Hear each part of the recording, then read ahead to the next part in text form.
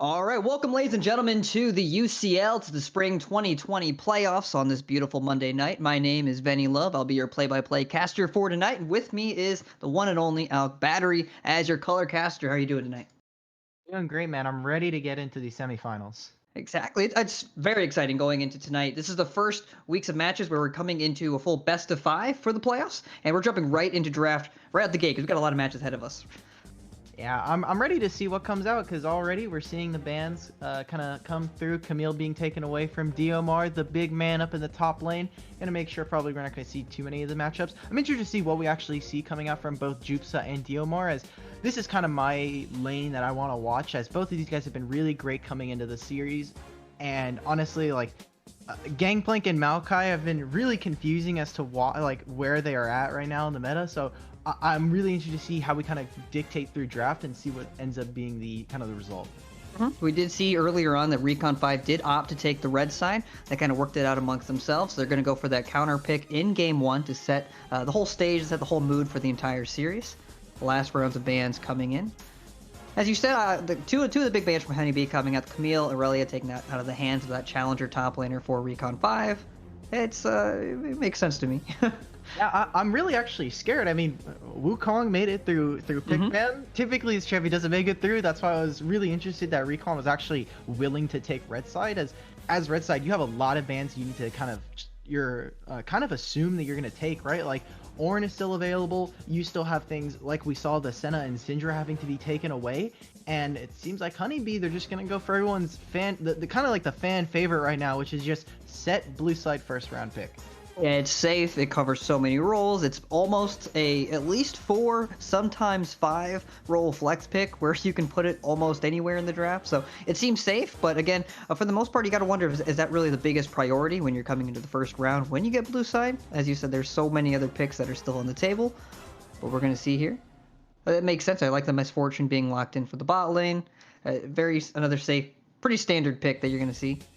Yeah, I wouldn't be surprised if on the opposite side we see something like Varus try to match it. Now here for Recon 5, wouldn't be surprised if they go towards kind of like that Galio that we've been seeing towards that bot lane. If not, we could see... we're probably not going to see too many of these kind of Enchantress supports. So I mean, Nautilus and Leona have both made it through. Both champions are huge favorites here for Phoenix. And looks like Zadox is going to go right back to his super, super comfortable pick in Graves. Yeah, you got the early game, you got a lot of damage, and you said there's so many other priority picks that are still up. I mean, you still see the Taric and Callista that are up as well, and so much of that is so great when it negates all of that team fighting, especially when it's overlaid with the Misfortune ultimate, the bullet time. But I'm really going to be more excited when we see the second round of bans. As you said, with Recon 5 taking that counter pick, there's the Varus and the answer to the Misfortune. I'm going to be really interested in what they want to use with that red side counter pick.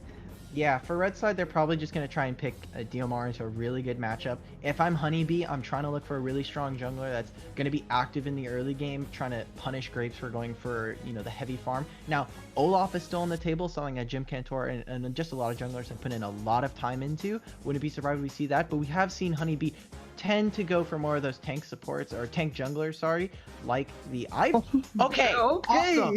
Jim Cantor spamming it in solo queue. We were talking about this before the broadcast started. I've been waiting for this pick. Ivern in the jungle. Man, oh man, I'm already hyped here. Thank you, Jim. You already blessed me. Great way to kick off the series. Again, it's a 5-game set. Very excited going into the UCL playoffs. There's only 4 teams remaining. This is the first round where we're getting to the best of 5. And what way to kick it off with, an Ivern in the jungle for the first game. Going now into the second round of bans, like the Misfortune or the Braum being taken away, a big counter to the Misfortune in the bot lane, and the Yuumi actually locked in. We didn't get to talk about that. The Ivern was already locked in. We don't care about the Yuumi. I don't really care about Yuumi is like Ivern's like baby, right? Like Ivern's like the general nice enchanter support, or like enchanter, and Yuumi is just like some abomination that he came up with after some questionable night of decisions. But like, For Honeybee, I love this. Ivern really sets up the team in Set and Varus, and I'm gonna assume they're gonna be picking something a little bit more supportive. Wouldn't be surprised if we even see Zillion get picked back up here for Baboom. And I mean, this just kind of opens up Honeybee to kind of just let Danny Cutebody and Jupsa play very, very aggressively if I'm going to be assuming that Set is going top lane. No, that's exactly what I expect. You also have pretty decent priority too from those two lanes, allowing the Ivern a lot more versatility and mobility across the map. Because it's one of the biggest concerns when you're dealing with an Ivern as well, is how quickly he can go into your jungles, to your camps. That's what I'm worried about for this pick. And while I love Ivern, like we've been saying, Zadox should have a pretty okay time with clearing, especially solo, and just the speed in which he does it. Ivern can't necessarily match it.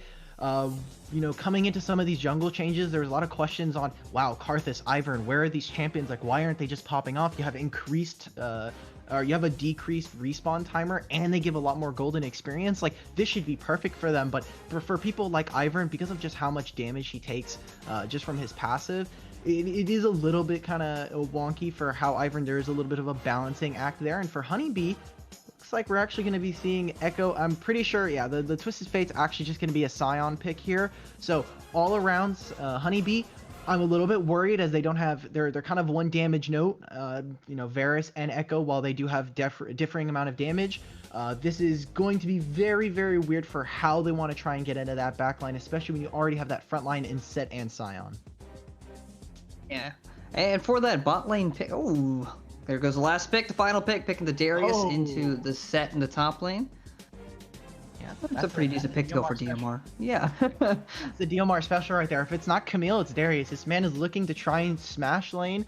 And when you're going up against Honeybee, this is still a really good draft for them. Obviously, there was things like Gangplank that I was trying to watch to see, but Darius does amazingly well into champions like Set, like the Scion. So I'd be interested to see how we kind of go through this. And really, like we were saying, DMR and Jupsa is where I'm looking to try and see where this kind of series is dictated as we go into game one here. And I think when you're looking between both comps left and right, which one do you favor? When you're looking really at the damage output, right? You're looking at both sides. I like the early game from Recon 5. Like you said, the Graves is a lot more mobility and a lot better clear across the board. And again, it's really going to be looking at the top side too, with DMR being such a talented player, how much pressure they're going to put up there. Because if DMR starts to pop off, as you said, it's a really decent pick when you have a Set and you have a Scion in that front line to get onto the rest of the back line. Yeah, and for Recon 5 here, I'm looking not only at DMR, but how Zadox is going to play. Zadox is a player who, throughout the season, or throughout the split, has been a pretty great carry player, but can have definite games where he just falls off a cliff and does not have that same kind of impact in every game. So I want to see in this series, as we're in semifinals and as we go further, how is his performance looking? Is he someone that is still a little bit shaky? While he is going to be on a comfort pick here, I expect him to do well. This is still going to be, you know, consistency is key as we get further and further into playoffs. Exactly. Especially when you're looking at a longer series, it's going to come down to, again, not just consistency, but also the fatigue. You know, what's your stamina like when you're looking at a longer series? It is a Monday night, so it's kind of up in the air on how well rested everyone is coming into the beginning of the week and things like that. So I'm looking forward to the match as a whole. Picks and bans and drafts are underway, and we'll be waiting for that delay very soon. If you had to pick one side or the other, Out Battery, which one are you feeling towards? Left or right? Honeybee, Recon 5? What comp you feeling? Well, considering the way that I like to write, I'm going to have to go with my right hand here. I'm not really much of a left hand guy. I've always been writing with my right hand, but Recon 5, just, I love their draft. It does speak a little bit to some of their comfort picks and just allowing for DMR to carry. Now, going through draft, I'm looking at the client. Darius is here for Tilted, which still is a great matchup into Echo. I'm waiting to see if whether or not where this goes. DMR has been shown to play a pretty mean Cassiopeia, but can definitely be punished by Jupsa on this Scion. But coming back to like what we were saying, Recon 5, I definitely like their draft a little bit more. I think Honeybee, they're going to be lacking damage, especially with this Ivern and Scion, and it's going to take a little bit of an early game kind of fixing to try and get this team rolling. Once it does, however, I'm expecting Honeybee, if they are able to get that ball rolling, to do very well for themselves. Mm-hmm. And that's what it comes down to for me as well. Not just the damage output, but also kind of the... Well, it's more or less, I guess, the damage. Because if we look at Honeybee, so much of their damage comes from single target. When you're looking at the Echo, when you're looking at the Varus as well, I assume he's probably going to have to go more on hit.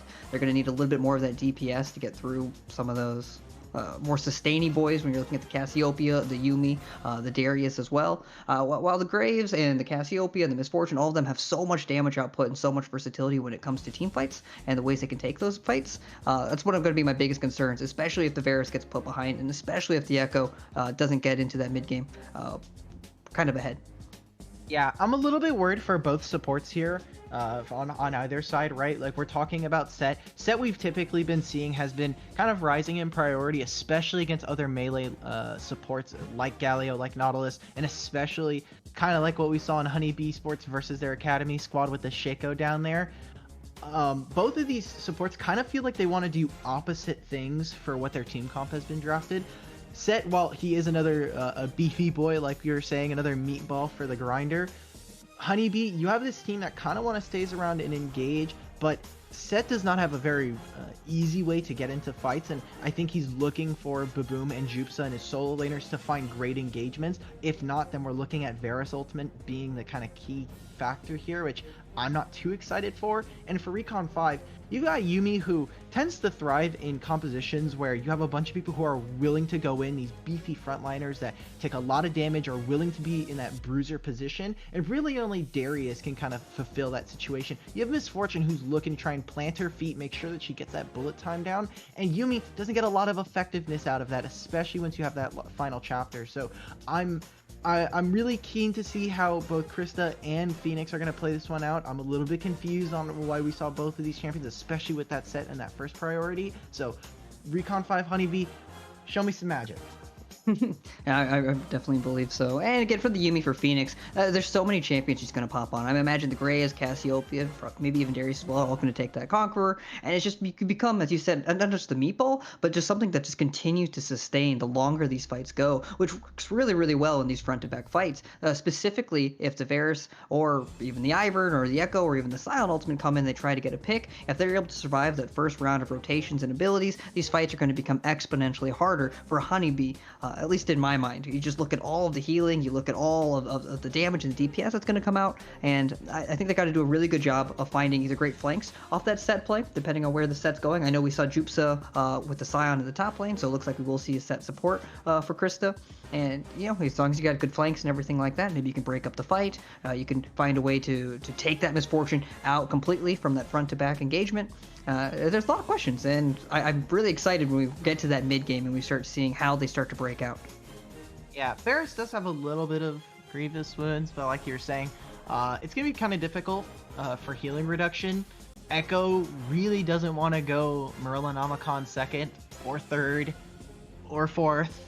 Probably fourth, I think, would be the most ideal, or like the most potential to be an item, as he's still waiting for Proto Belt for Zonia's, as well as utilizing Lichbane. So Honeybee are going to have to kind of get the ball rolling early, like I said, and when you take a look at Recon 5, they just have all these champions that are really strong on not only one item, but two items, and especially with Cassiopeia and Misfortune, despite that, they are going to have Infinity Edge and the tier being stacked up. They're going to actually be kind of sitting around that 26-minute mark, which, coming into this broadcast, we were talking about that Recon 5 typically has a time where around 30 minutes is where they're looking to try and close out. 35 minutes is where we're looking for average game time. So, I mean, this is kind of just playing right into where they want to be in terms of draft.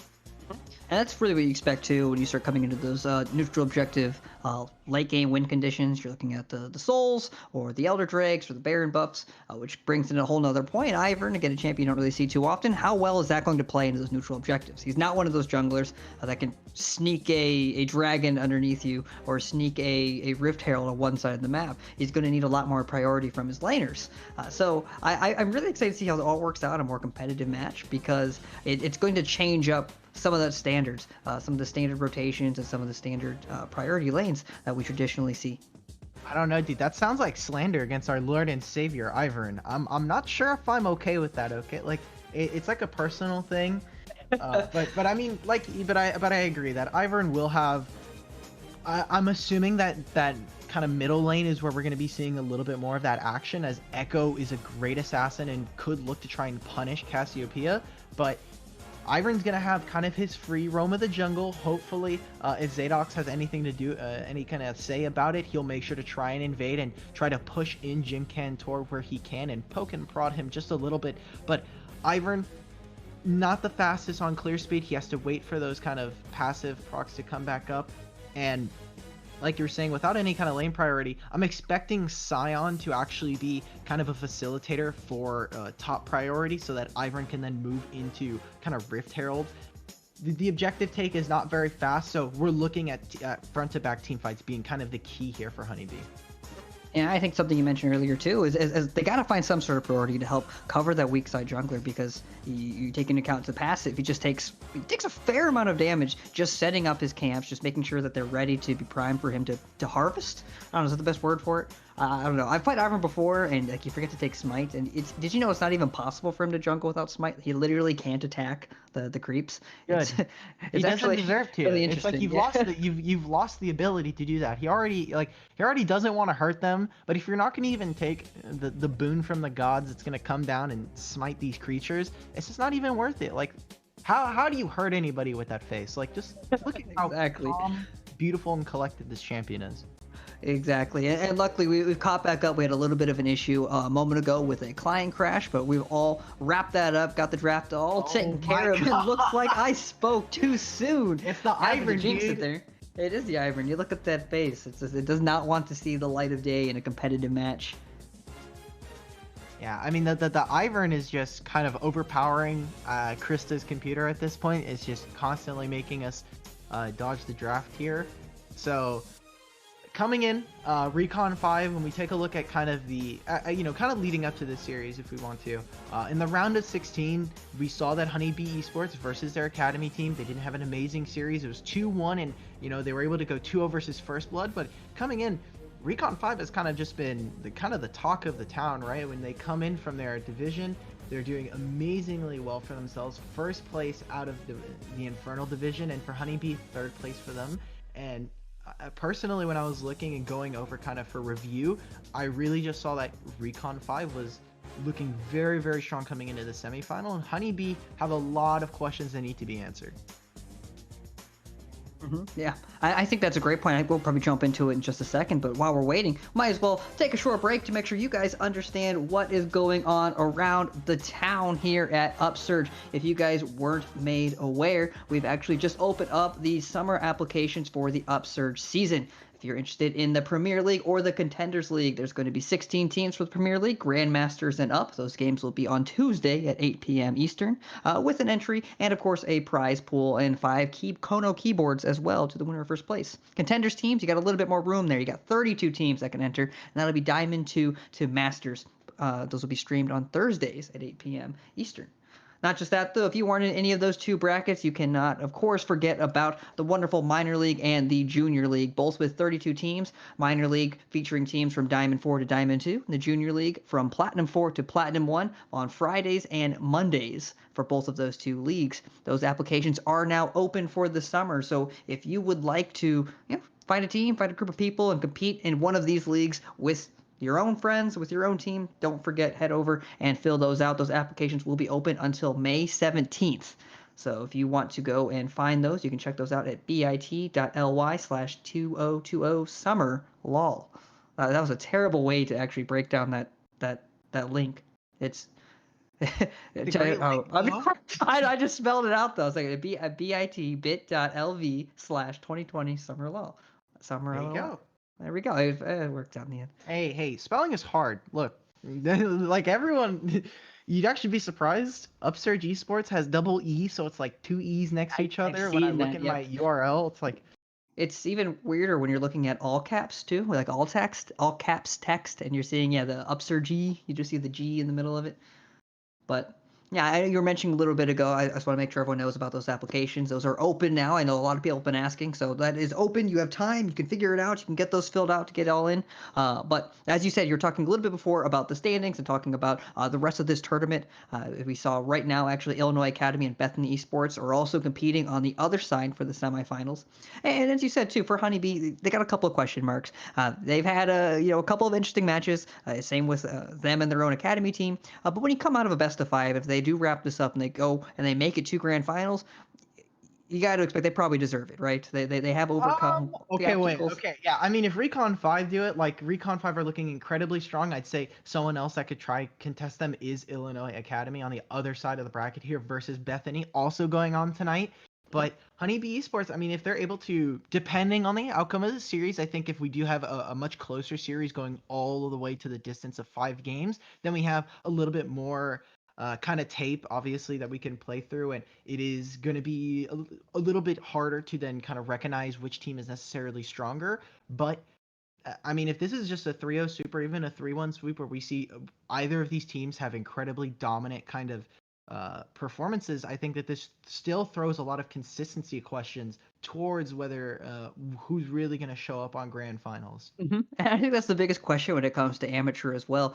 You actually mentioned this earlier before the broadcast. For leagues like this and for games like this, it's always kind of like, hey, the team that's expected to win is losing until they finally turn their keyboards on, and then it kind of ends the way it's supposed to be. And that's really the case for a lot of amateur leagues and a lot of amateur games. You know, sometimes that higher seed, it's not as often, I guess, that you Saying expect in the playoffs underdog that to these come out on players top. just don't have their keyboards on. Maybe. I mean, They're just like, oh, sometimes you know, don't like know. they're waiting throughout the whole season. They're just like, all right, we're playing for serious. We're trying to get that 7-0 record into Upsurge.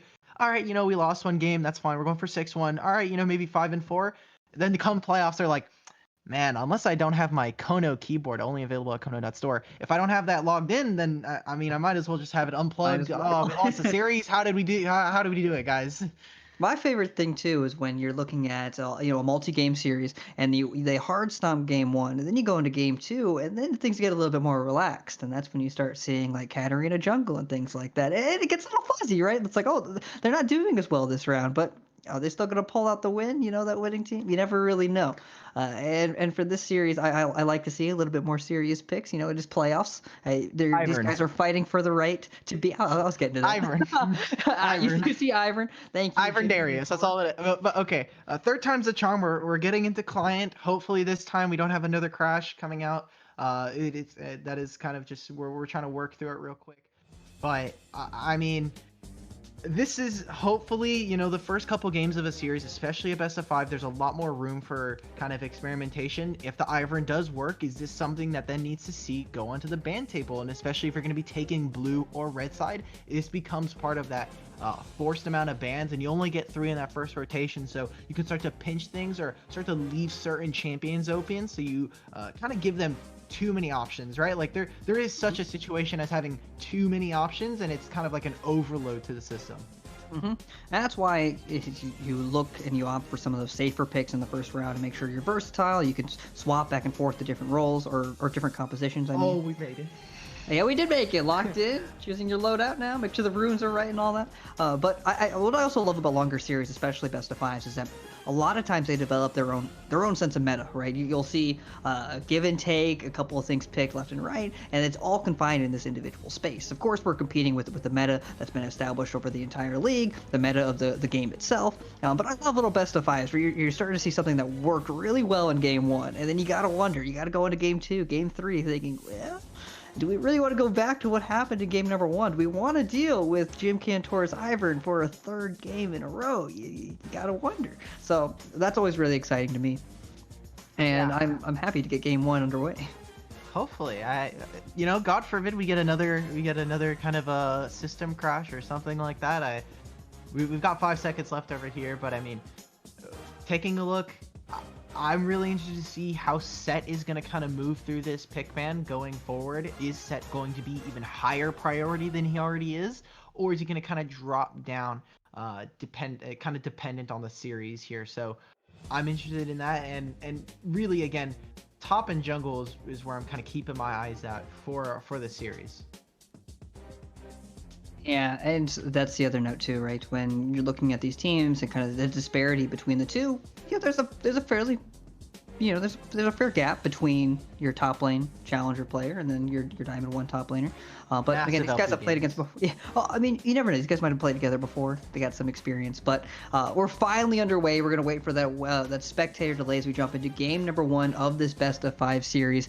Don't go anywhere, as we're gonna send you guys to a short break over to one of our sponsors, Sector 6. Take a look at those jerseys. If you're interested in one, you should get one because, like, I mean, come on. Like, at this point, like, if you're in esports, you should probably have an esports jersey of some kind. grind. So we're gonna send it over to that sponsor real quick. We'll be back with game number 1. Started with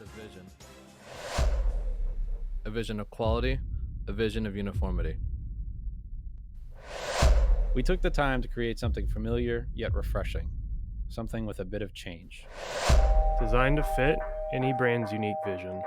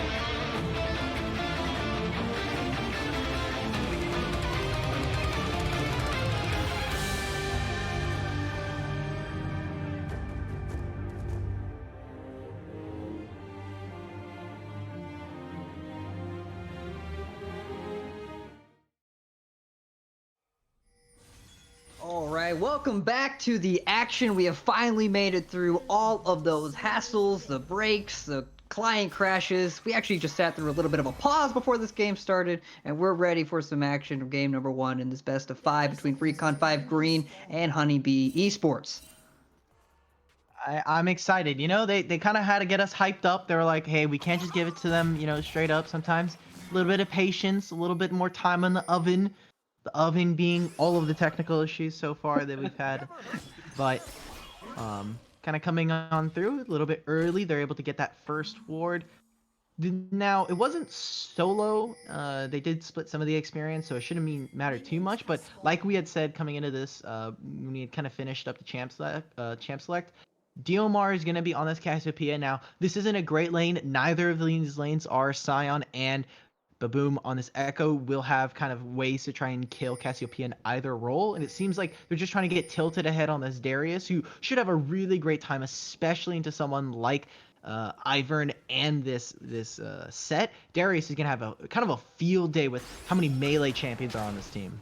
And I really like to putting him in the mid lane. He doesn't really have to opt for that TP in that matchup. He's into a TP matchup with Baboom, but against a shorter lane, shorter distance. And I like that he's able to go for Ghost, especially later on in these team fights. Able to get that 5-stack up on Jupsa or on Krista, and then just Ghost all the way onto the back line to take out Danny, take out Baboom.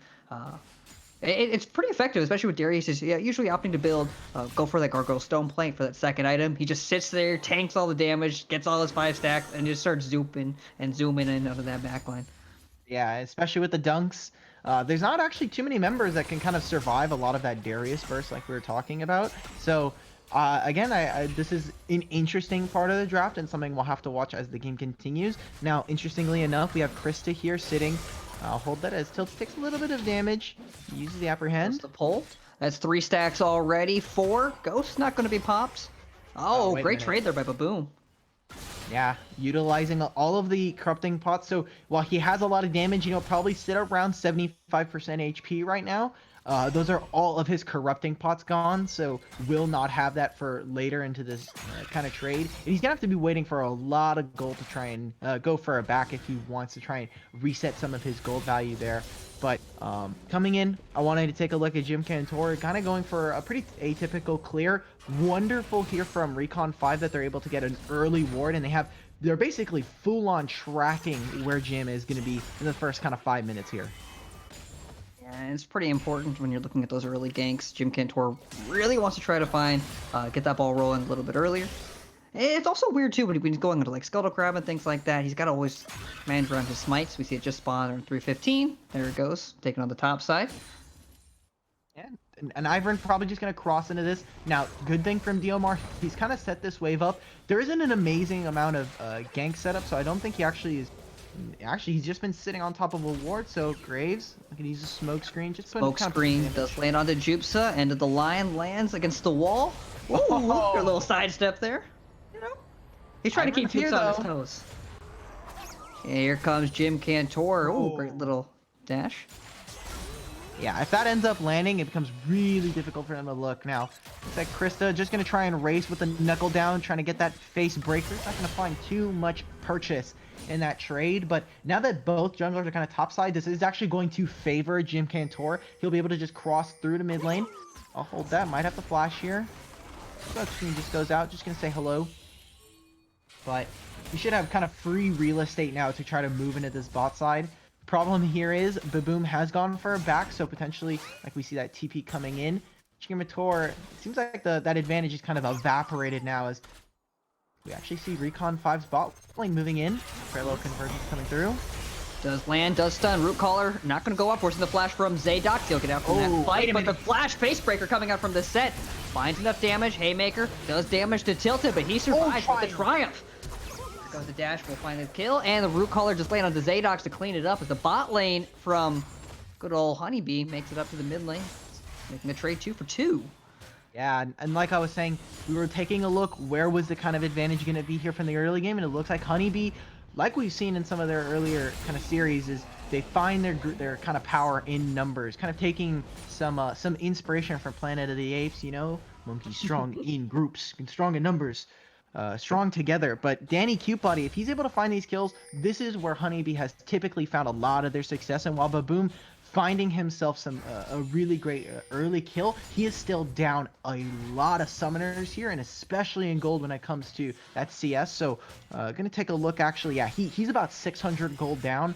So despite kind of going even in that trade, still looking pretty good here for the side of Recon 5, all things considered. And I think that was probably the worst part for him. Forced to use that TP to make sure they were able to match that priority. Great job from the bot lane and Danny and Krista to be able to make it up to lane. But I think as you said before, such a great job actually by Zadox. Constantly being able to mirror this Ivern across the map. Understanding he did want to go for that other Rift Herald, knowing that they were at least there to help match, and did end up in a 2-for-2 with Recon with that early lead. Here comes the Scion ultimate. Ooh, look at the sidestep there from DMR. Forced to flash, but does get hit by the Root Caller. Forced to burn the ultimate, and just gonna phase rush right out of that one, slip his way. Yeah, just take a look at the amount of damage this man do. Say goodbye, Baboom. Or Wave, Baboom. kids. Just wave, you know. Don't get too close, or else, you know, Darius might hit you with the Noxian Guillotine as well. But Zadox in a really dangerous position. He doesn't have a lot of mana, but on the side of Scion, but it looks like they're just gonna trade for a little bit. But the important part here is that they're able to get that flash and the summoner TP away from Diomar. He didn't have a lot of mana, so he did have to use, like we saw, he utilizes the ultimate, really just uses it as an escape tool, and the phase rush is what kind of gets him away in that situation. But already we're seeing Tilted really start to blow up Echo right now. As you might even see, nope, just a parallel convergence goes a little bit too far, a little too wide. And the difference right there in experience is pretty massive. He's only 3/4 of the way to level 6 when they were able to find that engage. Tilted, finishing him off with the hemorrhage passive. Now, and this is absolutely brutal here if you're on the side of Honeybee Esports right now. DMR just gonna get a slight knock up. Flash coming in from Jupsa. Here comes Jim Cantor coming up, providing more support in that 2v2. Miasma does land onto Jim Cantor, but it's not enough. It's going to take a couple more items there for the Snake Lady to come out on top in a 1v2 against Jupsa and Jim. But you know, that'll come eventually. With time, Cassiopeia will eventually get her revenge. And I'm so sad right there. I was about to praise Recon 5 for just how amazing that trade was. Not only do you take away a buff away from the jungler, you also take away a blue from Baboon that maybe would have saved him in that lane, or at least allowed him to kind of equalize some of this farm differential. And that would have been amazing for someone like Cassiopeia, where you have just an access to unlimited mana to try and poke away Jim Cantor and Jopsa. But as soon as I'm about to go and praise them, we see an amazing stun from Jopsa, and he goes, flashes over the walls, able to find the kill onto Diomar, and kind of give a reset to this lane and the game. And that's what I've been most excited about too. Watching Jim Cantor, as he said, he's had a lot of experience playing all this Ivern and solo queue over and over again. He's been involved in 100% of these kills with the constant pressure. Top lane though, not there this time. Going to force the ultimate from Jupsa to escape. And finally, maybe going to see some action on the bot lane here, which for the most part has been relatively even. Only a slight farm lead, and of course the kill over to Danny earlier on. Yeah, for Danny, the most part. Yeah, I mean, he just has the slow, right? Like, there's not much for Misfortune to do. Not only is she kind of waiting for her strut passive to give her movement speed, but as soon as that's gone, plus that slow that comes from the hail of arrows, if you have this, set, it becomes really difficult for them. As now we see Honeybee, they might be looking for something. They're trying to set up for this Ocean Drake. Luckily, they have set up those wonderful bushes on the outside. Chain of Corruption does land onto the Graves, knocked up by Daisy. First one drops, but boom, picks up the first kill. And then over to Tilted now with it's a 4v1. Gonna pop the Chrono Break back, and Tilted might escape. There goes a showstopper from Krista. Handing it over to Danny, who picks up his second kill. And look at the clean rotation from the Dragon now all the way to the mid lane, where they're gonna pick up a decent number of plates. Yeah, that was a beautiful kind of gank that we saw set up there for the side of Honeybee. They got the dragon for themselves. They were able to then rotate that into a couple more kills. That was just honestly really well played, and a really large execution kind of misstep coming out from Recon 5. Like I was saying, Zadox, while he is on his comfort champion, can tend to show up a little bit too aggressive. And like we saw right there, he's kind of playing on the edge right there. He does miss out on the parallel convergence stun by utilizing the Graves ultimate, but then he's just completely trapped thanks to the amount of CC in this lane from the side of Varus. So really loved how they set that up, and now with the Ocean Drake on their side, especially now with Echo, Echo's now caught back up. And that's something I want to see too. He's just got. I hope Zadox gets maybe getting the nerves out a little bit in his first game. He's got to be aware of the priority on the bot lane. You're looking at Misfortune doesn't have necessarily any mobility to try to follow up to catch the Danny and Krista as they're rotating up. It would have been a great job. Maybe they waited a little bit, allowed them to get some priority. They could have collapsed using that Yuumi ultimate to kind of pincher them, but maybe just taking the engage or forcing it a little bit too hard before everyone was in position. But for Recon, understanding their priority, we'll take the Rift Shroud for their troubles. There's the ghost from Tilted. Jupsa just gonna try and show up, sends out the good old shout, doesn't get too much for it, and now with this Rift Herald, I'm interested to see where Zadox is gonna try and put this down. I would expect him to try and put this in topside, make sure that Diomar gets ahead, but if they really want to, they can go ahead and equalize that mid lane, get Tilted out of this lane, and make sure that he can try and go and influence potentially into topside, probably into bot lane here. It looks like Krista just gonna trade a little bit of damage. The great thing about Set versus Yuumi can put down a lot of damage, especially with that 8% max HP, but it doesn't really matter versus Set as the amount of kind of health regen. I'll hold that as Tilted. A little bit of a trade. Brew Collar does land onto Tilted. Maybe Boom didn't want to take that one. Moves and falls all the way right in. Forced to go in, gets a passive proc. Here come out the shields. Gonna keep a Boom alive, but he's on a 5-stack hemorrhage. Zadox. Oh, there goes the flash. Brew Collar actually landing on the Tilted. The follow-up from Baboom, and he's gonna Chrono Break right out. That was really good, and again, Jim Cantor playing on the edge. I'm surprised that I'm talking about an Ivern playing on the edge right there, but the Root Collar, like you said, lands. Now they're looking for potential dive here. Oh, there comes the flank showstopper. Forcing flash from Zadox over the wall, but Boom does not have Chrono Break. Gonna get a little bit of assist there from the shields. That trigger seed is just something you cannot forget about in these trades. You don't see Ivern that often, even in your solo queue games, so it's just something you're not familiar with. And in all these fights, you're just seeing this stickman walk around and just giving these massive shields over and over again in some of these trades. And that's Honeybee, that's pulled ahead now to 6-3 with 2.5k gold lead, 2k gold lead. Yeah, and right now, the only thing I can really nitpick at this moment is kind of the mechanics of that trade right there. They're looking to try and go for the kill onto Zadox, and if they time that maybe even just in kind of a fraction better, we see another kill onto Zadox and potentially an even more open game when it comes to mid lane for the side of Honeybee. They just barely missed a chain of corruption onto him. He's able to flash over that wall and he doesn't go down. They save mid lane. Now we see a couple more plates going over. That turret is so close, but with Jim being there, amazing timing from him. He's able to save that turret just in time. Still some standing gold, and with 50 seconds coming up on the Mountain Drake here, I would expect that this is kind of the next momentous fight that we're gonna see. Kind of where Recon 5 maybe try to find their footing. If not, I need to see them try and open up one of these other lanes. Just then, we actually saw a huge buy coming out from Jim Cantor. He's just sitting on boots of mobility for that entire early game. He just picked up an entire Ardent Sensor with that 006 scoreline. Beautiful. Honestly beautiful. You love to see it, especially if you're Ivern. You already have incredibly cheap itemization.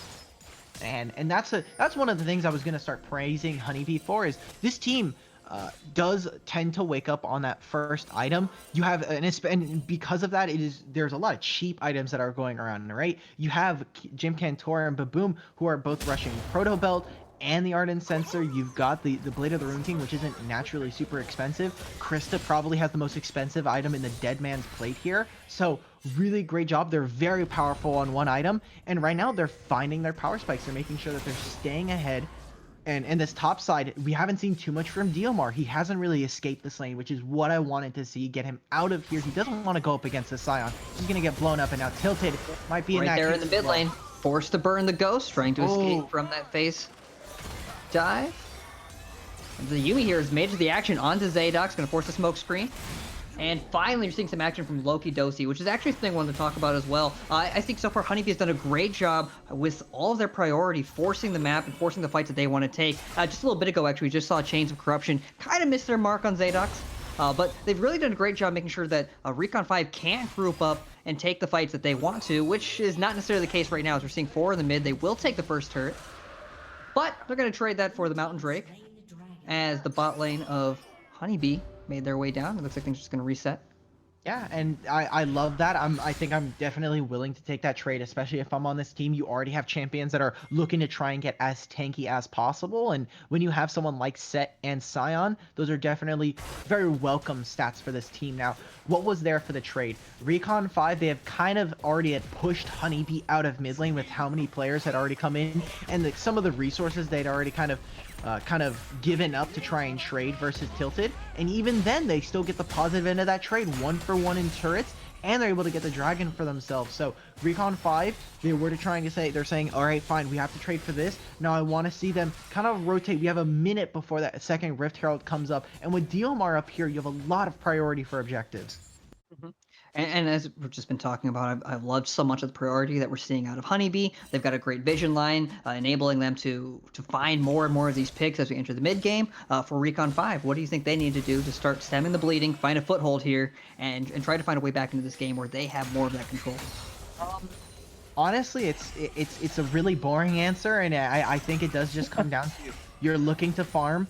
Now, to be noted, you do have some powerful items already. You have Trinity Force here for Tilted, and it looks like Essence Reaver is going to be the next buy. I think Black Cleaver's also coming up here for Zadox, unless he's going to be picking up. Looks like he's actually just going to go for the Merc Treads here, but you are still waiting on some really powerful items to kind of come through for the rest of your team. You still have the tier, the Seraph's Embrace still waiting to kind of come into effect for Diomar. So keep these lanes where they are. Mid lane obviously is a little bit harder. I would probably just send Diomar bot lane like we see. But it seems like we're just going to give up another Rift Herald here. Zadox is going to have to pull off a Miracle Steal here. He's going to probably looking for the Declaration of Independence on his Nicolas Cage kind of vibe here. Going to try and make the ultimate steal, the ultimate thief. Yeah, I have to agree. And I think you hit the nail on the head earlier when you're talking about the early itemization, how cheap it is, and when they start hitting those power spikes. One of the other big things, you got to look for some of this grouping that we're going to have to see out of Recon 5 where they can start taking advantage of more of their composition as a whole. And of course, when Cassiopeia starts to come online, finishes that Leandries, that's when she's going to be able to trade with Jupsa a little bit easier, win that 1v1, and they won't be able to just keep him in a side lane and keep that stable, I should say. Yeah, one of the really interesting thing, he will be able to trade maybe a little bit more effectively into Jutsu, but Jutsu's not actually building a lot of magic resistance. He's trying to utilize the amount of health that he has. Because there's not a lot of damage, Diomar has to pump a lot of spells into him, a lot of those Twin Fangs. So doesn't actually have to go for all that much magic resistance, as we now see the Seraph's Embrace is available for Diomar. I'd actually be surprised. Get beefier, just get in the health, just get a little beefier, just take the shots. Exactly. I actually wouldn't be surprised if Diomar still can't actually fight even with a Leandries. I think it's going to take something like a Rylai's Crystal Scepter for this Cassiopeia to really be online and start doing things. So still, we're at about 18 minutes before kind of those items come through. We're again still looking at about a 20-30 minutes before Recon 5 are going to wake up. And I'm a little bit afraid that might be a little too long before Honeybee are already in a position to start tanking a lot of these. Now we see them, they were starting to prep for topside. They're even prepping a lot of this beautiful topside vision as they try to kind of clear through most of this. They're able to push out Loki, Dosi, and Phoenix, and they should be able to take another tier 1 turret for them. And this is one of the most concerning things too when you're going back to the draft. You're looking at Phoenix on Yuumi. It just does not offer a lot of, well, I guess tools to really deal with these side lanes. And the fact that they're still trying to play in this 1-3-1 or playing left and right and playing on the top and bottom lanes and not trying to find a way where they can group and take advantage of their comp, it's a little bit concerning. Because as you said, coming into the next 10 minutes, that's when we're going to start seeing that first Soul Dragon. We're going to start seeing maybe an Elder Drake coming into 15 minutes later. And right now it's Honeybee. Whoa, you're expecting right now it's Honeybee. The dragons on time? That does have the advantage, so that's something we got to keep an eye on. Because as we've said before, Recon is the favorite coming into this match, or coming into this entire series. Some of these win conditions, though, really aren't coming into play. So I'm really hoping that we do see a little bit more of a pivot and a little bit more of them standing their ground and finding a way for them to take a fight on their terms. Yeah, all things considered, however, this has been a relatively good way for the side of Recon 5 to try to get back into this game. We haven't seen too many trades. We haven't seen too many of those ultimates, and we're actually starting to see, again, some of those farm leads start to arise. Now, Diomar doesn't have the biggest lead for himself, but Zadox is sitting there with a pretty large amount of gold to himself. about 800 in advantage over Jim, and even this bot lane, while it is going a little bit even, we're seeing Loki start to pick up some of those more important items now. Like you were saying, the Cloud Drake is available. One of the most beautiful things about this champion is, as another turret goes down in favor. Oh, here comes the ghost coming out from Tilted and the teleport. Root Caller does keep him in place, but here's Jupsa. Final chapter does get popped, doesn't find anything actually. Can rotate over to Tilted, and it's actually Honeybee that's on the back foot here, forced to fall back. Jupsa's in the front line, going to find a massive Q. There goes the good old bullet time over top. Now on the left and right, here comes on the back line. Krista does find the showstopper onto Zadox, and it's Boom that's actually found his way with the phase dive, takes out and finds a triple kill. Triple. And I don't know if there's that much left for Tilted. Does have the Yumi. They can keep going. They have set Keep here. him alive. Set's right there with the face breaker and the haymaker to close it out. And that's a 10-4 with Yumi left trying to skitter away out of that one. And looks like the dragon will be their reward, as they've only found one in that fight. And they immediately go off of that dragon. That was a major amount of commitment coming out from Honeybee. They built both of their teleports away from the side lane to try and pull for this. Recon 5, it felt like they were kind of tiptoeing around what they wanted to do. They wanted to maybe try to fight, but then we saw some of the members just fighting Daisy. There's a TP right in front of them. Why are they not putting space between them? And in the end, after all of that, we see Baboom not only immediately assassinates Diomar and takes out the largest damage contributor in that fight for the side of Recon 5, but then he goes to clean up and gets an unofficial quadra for himself with that ace. And now we see, after tier 2 and mid lane goes down, we see a Cloud Drake, which is just absolutely beautiful and makes it incredibly difficult now for someone like Echo to die. Yeah, it's rough, and you gotta say, they weren't really playing to their team fights. They were split across the board. Great job by Baboom, fighting away around the entire backside, splitting the fight up. And I think the craziest part too is that we did see Phoenix on top of Tilted. He was in the front line. He had everything going for him. He was able to deal, get a good 5-stack actually onto Jupsa, who was doing a great job being that wall though, landing those decimating smashes, decimating strikes over and over again to slow them down. Just wasn't able to get anything going, wasn't able to find a good guillotine to really get the ball rolling as Darius is due. So really unfortunate. 11-4, 3 dragons now. And for Honeybee, great ult there by DMR, forcing the miasma, but boom, forced a recall here. Gonna probably, there goes the chrono break as expected. Doesn't quite have the burst. Oh, there it is. Right, but here, Krista coming around the back line. And you just got to stall long enough for your Jim Cantor to come down, give you that good old trigger seed, keep you alive. Yeah, that's what I was saying. It becomes really difficult, especially with chrono break. I mean, I just want to take a look. Chrono Break has a 50-second cooldown, so already it's about halfway down. So in under a minute, Baboom becomes really, really difficult to kill. And if you're not able to trade within that Chrono Break window, we're already seeing 23 minutes in, 12-4, 4,000 gold lead, and it's growing here for Honeybee Esports. This Echo is starting to prove wonders for this team, and Jim Cantor, he's just able to sit back, allow his carries to carry, and this is what we had set up before we came into this game. Was this team not going to have enough damage to try to deal with the side of Recon 5? And Diomar, being the large contributing member, he's not really doing too much. We're not seeing too much of the Cassiopeia's influence as we get later and later. I will say, we are going to continue to scale, so on a positive note, he was 0-2 and could still almost 1v1, or probably would have actually 1v1. Now he's 0-3, Echo. Can't kill him. It was close. It was close. I think if he didn't have that support coming in, that might have been 1,000 gold shutdown going in the pocket of DMR. Let's see if Zadox can do it. Looks like they're just trying to call off. They know that Zadox is probably in this area, and while there is a kind of a level lead here for Jim, I think they're just waiting for a few more members to try and show up. Maybe they're trying to bait out Diomar's TP, although it is not available for them. Looks like they're actually just going to go Graves hunting here. It did already pop the parallel conversion. Oh no! Dive onto the backline, and Zadox stuck between a rock and a hard place as Daisy and Danny find him, and now forcing the 4v5. Ghost has already been popped by Tilted. Does find the pole. There's the 5-stack. He still has his Gargoyle Stone Plate, which he did complete, allowing him to tank so much damage in the front line, get that 5-stack passive, and the Yumi over top to also keep him healthy. I love Omnistone set. You get to take the Hex Flash, just, you kind of look silly. We even got to see a little bit of that Predator. He comes in, and these champions are providing a very large problem for the side of Recon 5 as they're going to start up the Baron here. Zadox not quite up, is going to be up in 5 seconds, but I don't think any of the members Might see a bullet time over the wall. Tilted's going in as well. You have to always respect Krista. Watching that set caused so many issues for this team. Not just the set, though, but the Ivern. There's the bullet time over top. Going to take out Daisy. Baron still sitting at 300 health. Blue team does secure it. Ivern. Here comes the final chapter, actually, on the Yuumi. Tilted going to force to walk all back. Does pop the Gargoyle Stone Plate, but that's not going to keep him alive with the entirety of Honeybee Esports on top of him.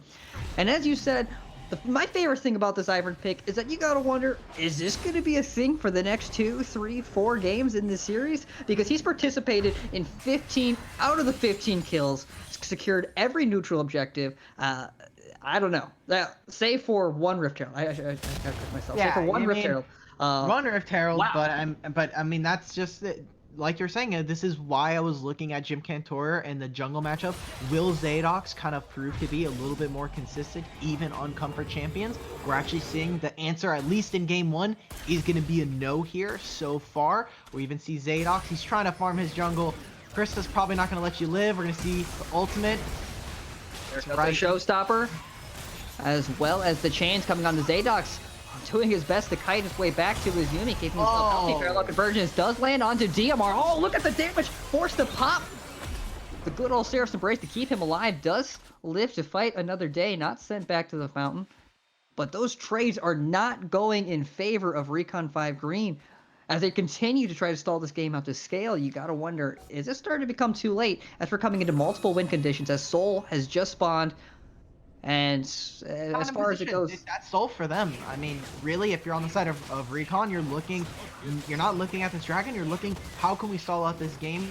One of the great things is you do have a lot of these longer lanes pushed out with the turrets kind of going down around the 25-minute mark. You still have top lane that is available for yourself. So there's going to be a pretty nice amount of gold that's going to be held right outside the base of Recon 5 that they are going to be able to farm. But Zadox, you're not going to be able to walk into your own jungle. Look at that root caller onto Zadox. Not respecting bullet time over top. That's a decent amount of damage, actually. Bolts onto Baboom, forced to burn.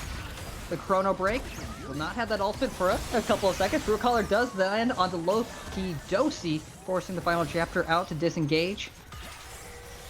What do you gain for all those summoners? Except for one death, and you gotta respect, Heartbreak. You gotta respect, I don't know if you're watching Jim Cantor before that all started out. He's got 515 movement speed, and he's just sprinting across the map like Usain Bolt, just going from Dragon all the way up to the topside jungle, and just throwing out these root callers. He is so fast, this giant tree man. Does this scale with Daisy? Oh, there goes the Chains of Corruption, does land onto Darius, forced to pop.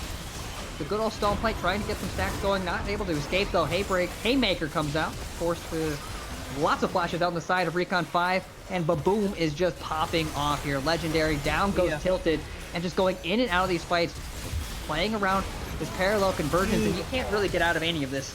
As here comes the set, here comes the Scion. Zadox once more just spawned, forced to back up, hopefully trying to do his best to defend what's left of his Nexus turrets. Baboom. Alright guys, for everyone at home, right as we see Honeybee Esports, they're going to just completely sweep game 1, 28 minutes, 19-5, 10,000 gold in the lead for themselves. I want everyone to take a guess as to how long Baboom ultimate cooldown is there. Now, to note, he has 40% cooldown reduction. I'd like to check the runes real quick, but he also has double Cloud Drake. For everyone at home, go ahead and put in chat how long you think that ultimate is. Chrono Break lasts longer than or is shorter than our Sector 6 ad is kind of the hint. That's one way to put it. It is 28 seconds. 28 seconds cooldown. There are abilities in this game that have, or there are basic abilities, the QWER that have longer cooldowns than Baboom's ultimate. He can almost use his ultimate twice in some of those death timers by the end of that game, actually. 28 minutes, definitely not the direction we thought it would go coming into this first match, but yeah, it's Honeybee. That's Honeybee Esports that takes game number 1 in this best of 5 series. And the damage on Baboom, we weren't sure about that matchup earlier on, sending the Darius into the mid lane as Tilted. I don't know, do we attribute a lot of that to Jim Cantor with all of that jungle proximity and that pressure, or just Echo as a champion? It's really hard to say, but that was just ran away with before. It is really hard for Recon 5 to actually lock down Baboom. They don't have any hard engage or hard. They didn't have any kind of really great ways to enter into team fights. Really, Diomar was kind of the way for them to try and get in, make sure that they have suppression available to try and at least stop some of this Echo. But with no front line, Echo just completely runs through this back line. Even with the Gargoyle Stone Plate, it was way too late. There's nothing here that's going to try and save you from Baboom. He's now, he's sitting 11, 2, and 7, level 16. He's able to get a lot of damage for himself. I do want to check real quick, just ally shielding, because I got to give it up to Ivern. I mean, this guy was just constantly mid, and he was always just providing just so much utility. At the end of the game, I'm pretty sure he actually ends with 25 stacks on his Majais. So, like you were saying, coming into game 2, is this Ivern something we're going to probably see banned? I'm going to assume so. And if we do, what kind of style are we going to see coming out from the side of Honeybee Esports? I mean, that's 100% kill participation. And I think, yeah, this first game leaves more questions than answers about what the rest of this series is going to look like. I mean, if Ivern falls flat on his face, you got to wonder what we fall back on. But if it works in game number 1, if something unconventional like that happens to find success, that just opens up so many doors. Again, how many other priority picks did we not see drafted in that first round rotation in the draft phase? So I don't know. We're going to have to take a short break here as we set the stage for game number 2. We got to find a way to unwind here, because if every game was filled with that amount of action, I think we have a very exciting best of 5 series to remain on our hands. So thank you guys for tuning in. Don't click away from those browsers. We'll be back with game number 2 in just a little bit.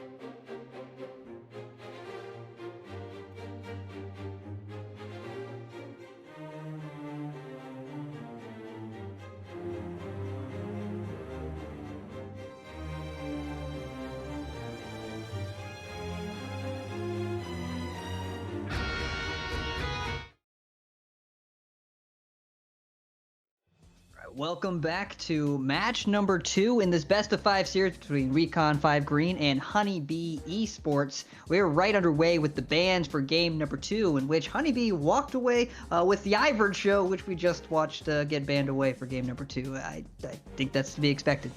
Yeah, we're seeing a couple of the similar bans here. Honeybee now on red side, still keeping the Camille away from Diomar, but now Set and Ezreal going to be joining the table.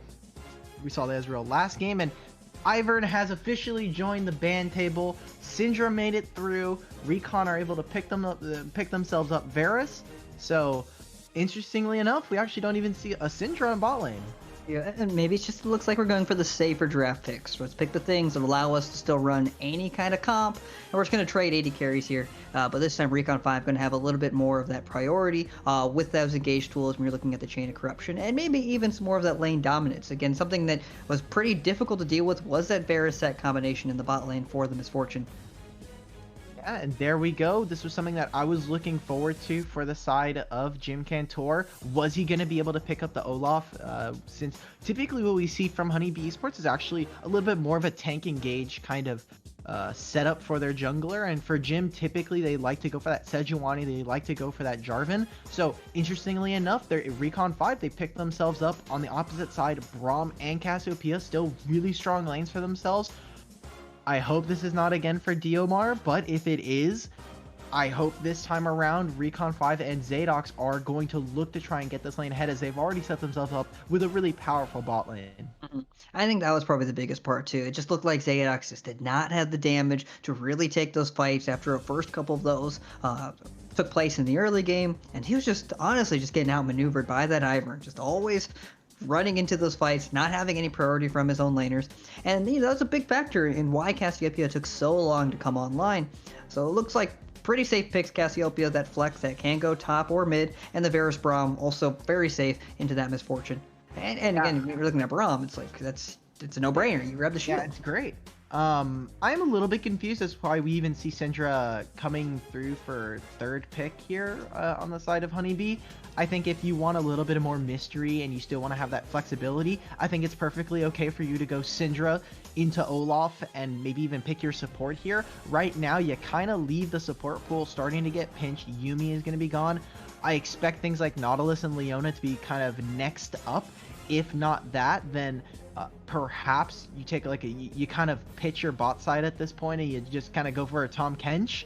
Although that's not really what I'm going to be expecting. I would have loved to have seen a little bit more in flexibility, but it looks like now we're actually going to see the Taric come out to the side of Honeybee. Yeah, that's a great pick, right, with the Olaf as well. You get that invulnerability, you see able to just run you down, and for the most part, kind of seeing the comp they're trying to put together, it's a little bit less defined than it was last game. I think their comp last game was very easy to execute, especially when they found that early lead. This one maybe less so obvious.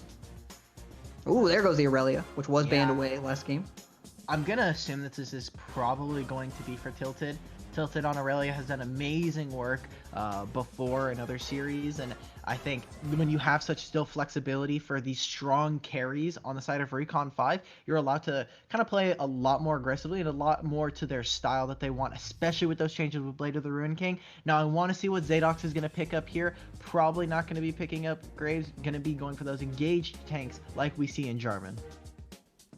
There it goes. There's the similar pick. You got the early game. You got some more of that engage. Hopefully, we're going to see a better look here from Zadox. Maybe finding a little bit more success. Not getting stuck in 2v4s, stuck in, well, really 2v4s. That's what happened in the mid lane for the poor side of Recon 5 in game number 1. And, okay, I like it. Riven. I like the confidence. Jupes a kid his Riven. Okay. A lot of amazing things out. This isn't something that we saw in the last game. Riven was obviously not on the table. We're still seeing some of those similar bans. Most of them, if I could just do quick math, I'd say like around 6 of the bans are probably the same. But I mean, picking up Riven for himself, this is a matchup that into Aurelia, into Cassiopeia, you're looking to try and go for that skill matchup. You're saying, hey, Diomar, no matter what you play, if you're going to play this Aurelia, I'm willing to match you 1v1, and if you're going to be playing Cassiopeia, you better hope your flash is up, because I will just run you over. Yeah. And for the most part, I'm again liking the confidence from Honeybee. I like a lot of their pickups. I do again think their comp was a little bit harder to execute than last game, but maybe they're going to ride some of the momentum that they had from game number 1 because they pretty much took it from the 5-minute mark and ran with it the entire game. There was very little very little control that we saw on the side of Recon 5 Green. And going into this game, maybe I think with this comp they have a little bit more control, I guess, of the map and control around the team fights with this comp.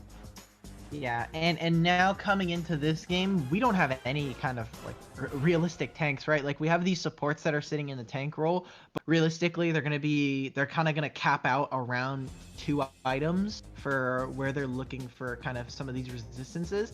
And even with Terra, this man does not put out enough healing or enough resistances to really warrant a lot of kind of frontline access. So we're actually going to see some really aggressive tendencies. And I think, like you were saying, at 5 minutes, this game is going to be explosive. We're going to see these teams looking to try and fight over scuttle priority. Probably going to see a lot of 2v3s, 2v4s, kind of random mix of numbers. Kind of you can pick whichever ones you want around mid lane, as Olaf is just looking to try and run Jarvan over. Jarvan doesn't have a lot of priority. As long as Jarvan is tracked, Olaf is gonna have a field day with him. Now that being said, kind of balls in Zadox's court here. If you're on this Jarvan, you're looking to engage, and you still have some great ways to try and get into that later game. Mm-hmm. And I think that's what we're going to be looking for. We're going to look for the flag and drag. We're going to look for those pickups, and a lot more control come from the side of Recon 5 Green. They can choose when they want to fight. They're the ones with the chains of corruption. They're the ones with the Aurelia ultimate, the Cassio ultimate again. So they're the ones that can pick these fights. But the harder part about this, though, is that so much of their ultimate, so much of their comp relies on them going all in, fully committing. J4 can't just flag and drag into a fight and just walk out of it all dandy like. They have to really commit to a lot of these engages, and that is where the Taric really comes into play. With a well-planned well-timed Taric ultimate, they can really negate so much of that pressure and take advantage of those full-on engages. So it's really going to be up to the timing on both teams and how well they're able to play around that is what I'm expecting. The worst thing you can do is have your Aurelia, your Jarvan, your Braum all coming in all at once just to blow all of their cooldowns into a giant Taric ultimate, and then what do you have left, right? So, yeah, Benny, I hope you're ready for this series, this game in particular here, because these fights between these two champions, or these two teams right now, with the team compositions that they've kind of set themselves up for, these team fights are going to be over really fast. I mean, you have Syndra ult that on paper takes out at least one member of the side of Recon 5, and on the opposite side you have Cassiopeia and Aurelia, specifically Aurelia, who works really fast to try and go through a lot of health bars. Olaf, not the tankiest member, or not the tankiest jungler, definitely does a lot of damage, can run straight into that backline, but these team fights are going to be, like we said, explosive and very fast. I'd be interested to see how Recon 5 is going to try to navigate a lot of them, as there's a lot of aggressive members on the side of Honeybee, and there's not a lot of ways for the side of Recon to try and join a Jarvan once he goes really far forward for a flag and drag. Yeah, exactly. These teams are going to have to watch that proximity and some of those threat ranges from both these comps. But we're going to find out more when we jump into the actual game number 2. We're going to wait for that Spectator delay. But before we get to that point, we got to thank one more of our wonderful sponsors coming into this second game, that being Midwest Esports. Midwest Esports has been around for many years, starting as a small student group out of Wichita State University. Since then, Midwest Esports has grown to be a veteran organizer to tournaments and events throughout the United States. They host tournaments for games like League of Legends, Rocket League, as well as Overwatch. They're jumping into Dota 2 as well. And I think for more information, you can check them out at MidwestEsports.com. They're great. They support a lot of scenes, just like the amateur scene, and they support Upsurge as well. So appreciate them, appreciate everything they do, and we appreciate all of you for watching this broadcast. Don't click away from those browsers. Stay tuned, because we're going to be back with more action between Recon 5 and Honeybee Esports in just a little bit.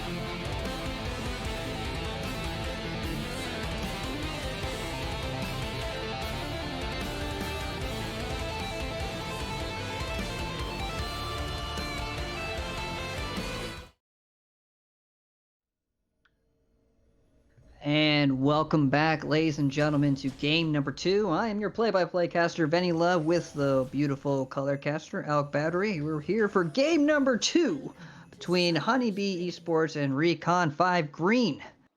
I did not ask you before this game started, Alec Battery, what team is going to walk away with this victory here? We can see a 2-0 start, or we're going to go back and forth. We're going to see the 1-1, you know? Typically how this goes, game 1, the team does really, really well. They smash. Then game 2, kind of give it up. I'm expecting for Honeybee to be riding really high and to do very well for themselves.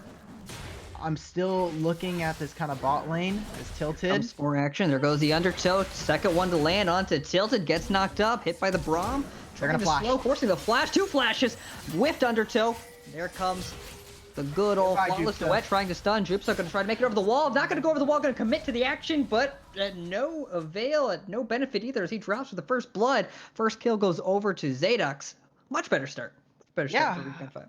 I mean, that's pretty amazing. Not only do you get the Olaf flash, which just now invalidates the first 4 minutes of his game plan, you now also take away flash from the Riven, which now this is flash from Jim Cantor. That Olaf also flashed over the wall. Exactly. So like, I mean, while this isn't like ganking Riven is notoriously impossible most of the time, but this makes it again a lot easier for you to do that if you're going to be looking on the side of Recon 5. So thank God that you asked me which one I thought was going to win. Now that we've already got the first blood out of the way, I feel a lot less pressure to vote for Recon 5 because I love this bot lane. I think that Varus, unless he's contested by Syndra, kind of takes bot lane by like a country mile. And personally, like, I think that these fights are going to go in favor of an Aurelia, of someone like a Cassiopeia. Neomar can take a little bit of a trades up top lane though. Does find level 2 earlier, does proc the Conqueror, and this Broken Wings so much more effective early on, especially when DMR only picks up that flawless duet early on. You really got to hope and pray that you land that stun with that 12, 15 second cooldown at level 1. You're kind of just stuck till you get to that level 2 spike. But as you said, here comes the gank. They already forced the flash, I should say. Here comes Zadox. Whoa, yeah, level 3. Not gonna make it over that wall. Nope. Not gonna make it over that one. But you kind of don't have flash in that situation. So Tilted doesn't have flash here as well. This is Undertow does land onto Tilted. Probably gonna go down. Oh, but the Flag of Drag is perfectly timed. Zadox forced to back up, but great job by scattering the weak. But Boom does pick up that kill onto the Cassiopeia. So not all was lost for that gank on the side of Jim Cantor or the Olaf. Yeah, and that's what I was expecting. If you're on the side of Olaf, you want to take that. You want to kind of take mid lane, make sure that you're abusing it, and especially since Tilted does not have flash. Yes, you're saying, okay, Olaf doesn't have flash, my top laner doesn't have flash, but you're willing to take that trade as bot lane. You need to be really careful here. But in the top lane, by the stun on the Jim Cantor, looks like Krista does go down. Dive. Jim Cantor, takes an extra turret shot, forcing the flash. DMR does escape. And that is a very different look from game number 1. 4-1 lead right now in favor of Recon 5. Yeah, Zadox doing an amazing job bot lane, and in the top side, Diomar utilizing the flash, the Conqueror, the Blade Surge healing. There's so much here for the side of Recon 5. They're able to find 2 for 0 across the map, and that spells really dangerous things, especially for Jupsa. I mean, you're already playing into this matchup against an Aurelia who has an incredibly expensive itemization build with something like the Triforce, even Blade of the Ruin King early on. So great job from them. They're kind of already setting themselves up for success, unlike what we saw in game 1. Yeah, the way I see it too, I think of it as more of like a confidence boost for Zadox. You know, he had a rough one last game. He was stuck into an Ivern, and you don't really know what to expect. And either way, at the end of the day, even if you're supposed to win, you don't really like to lose to a big old tree man like that. So I think coming out the gate 2-0-1, lose to Ivern, it's okay. It's okay. It's like a moral victory. It's like, yeah, I lost to Ivern. For the environment, you know? Yeah, like I lost to Ivern, but like, I also lost to Ivern. That feels like, it's kind of disrespectful because the champion doesn't do anything by himself, even with Trigger Seed. But, I mean, that's okay. I'm okay with losing to Ivern. Ivern's such a cute champion. I mean, taking one for the family, or for unlike your Yumi's a cute champion. Yumi's a cute champion, but I don't feel good about losing to that champion. No, don't feel good. Don't feel good. You're right. Coming into the 5-minute mark, though. Both junglers got a number of ganks off. Oh, great little dice up there by Jupsa Kid. Does find the knockup with that broken wings, and fortunately he's fighting in a massive wave. Finally gets some support though. Undertow does land. See if the reckless swing's gonna end it. No, it's not, as Jupsa picks up his first kill of the game, I should say, but second or third gank top really. In a great spot. Look at that wave he's able to take and soak up. Phoenix. Oh, here comes the They're gonna action. do this. Flash does not dodge the flag and drag. Miasma lands, gonna hand that kill over to Tilted. And just extending that lead. Great job from them. I mean, trying to find kills across the map. They're saying, okay, if you're going to focus Diomar, who had a massive wave stacked, I think it's kind of weird for him to stack such a massive wave there, especially with Jarvan towards bot side not really able to help, but ends up saving it there for Jopsa. And like we see, Tilted, with no boots, still has some blue suede shoes here. Tilted, and as I say that, I mean, Caster Curse just comes on through. Hey, you're trading one for Dragon though. You know, you get that priority. But it's talked about this earlier in the comp position too. It's just, luckily for Recon, they have a team, a comp that's much easier to execute. They're the ones that are going to be playing on the same page, and I like that they're taking advantage of it early on. They're forcing these fights because they know they can, and they're doing it and trying to push that lead before this side on Honeybee. They're able to group. They're able to take advantage of those picks, take advantage of that Taric. Here's another one. Oh. Olaf just setting up a tent. There goes the flash broken wings. Does get stunned. Blade Surge over top. Oh, but look at him. He does not want to get trapped in a 2v1 with Aurelia. Diomar pops off. Shows off the happy feet as he lands the Vanguard's edge onto both of them. Look at that healing. He does have a Vamp Scepter, but wow. Yeah, he's saying, get me off the Cassiopeia, let me show you what the Blade Surge is like.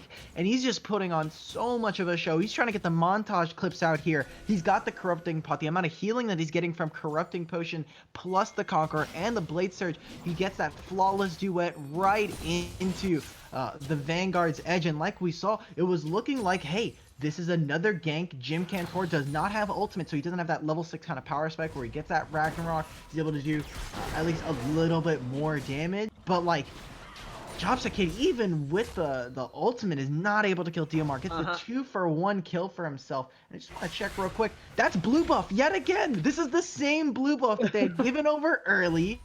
It comes from Jim Cantor, gives it over to Diomar. Diomar then dies solo, or thanks to a gank. Back, Jox is able to get it. Then he's able to get that double kill. This blue buff it's like the never-ending story, man. Yep.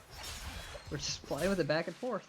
And it's very important. Again, Olaf, I should say, doesn't offer any hard CC himself. So when that 2v1, after all the CC was finished coming out from the Riven, honestly, he just added another target, one more person to jump between with those Aurelia marks, kind of helping fully stack that Aurelia, and maybe it just caused more harm than good. That gank.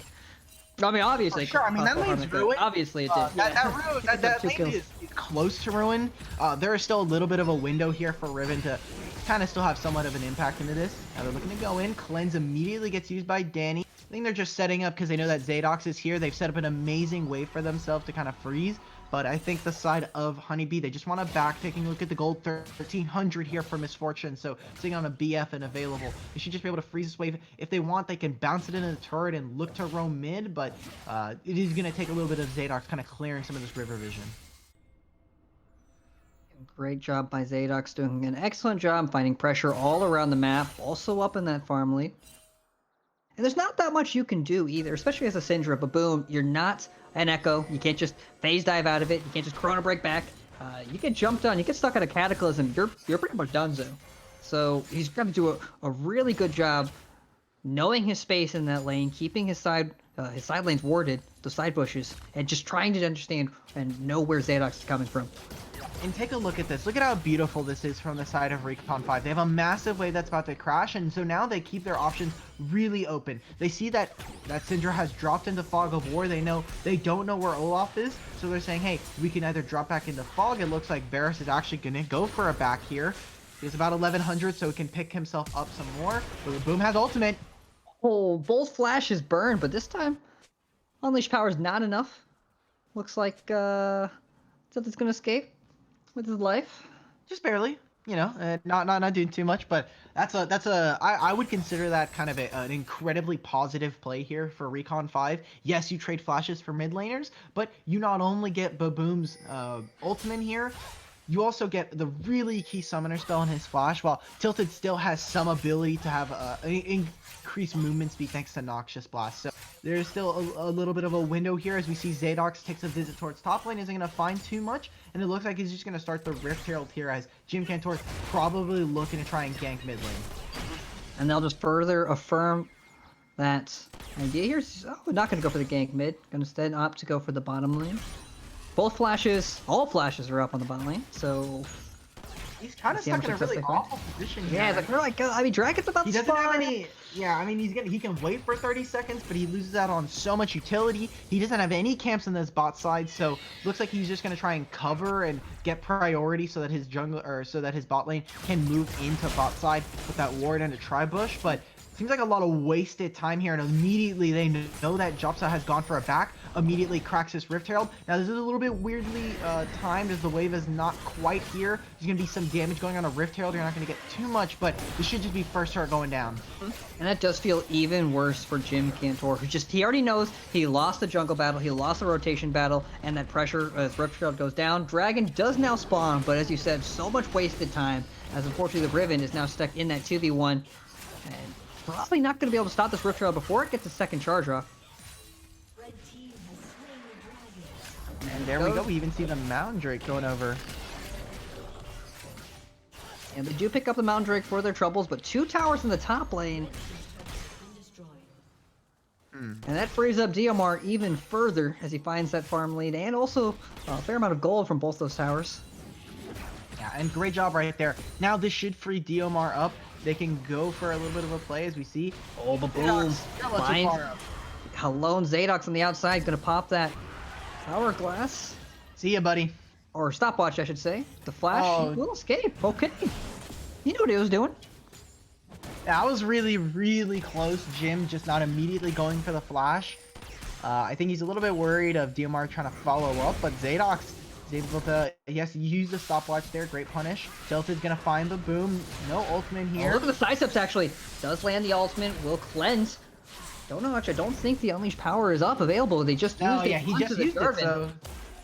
Yeah, big one up, Tilted, able to find that pickup there and all that action in the top lane. And a very different look from the previous game. Currently up by 4,000 gold, 5 kills. Recon 5 Green is currently in the driver's seat in game number 2. And coming into the series for Recon 5, Cassiopeia was such an important pick, and as it is something that they have shown before. I mean, even the last cast between you and me, Venny, we saw DMR utilizing the Cassiopeia versus US Army Esports, and I mean, Cassiopeia being a great flex for them. Tilted is having a really good performance for himself on this, and now with this top lane turret, I'm interested to see how Recon 5 are able to try to transition some of this lead. Dragon's not up for another 30. We're not gonna, or sorry, another 3 minutes. Same thing with the next Rift Herald. Are they going to continue keeping DMR in this incredibly long lane, or are they going to try and open it up? It seems like they're just going to try and keep laning phase going for as long as possible.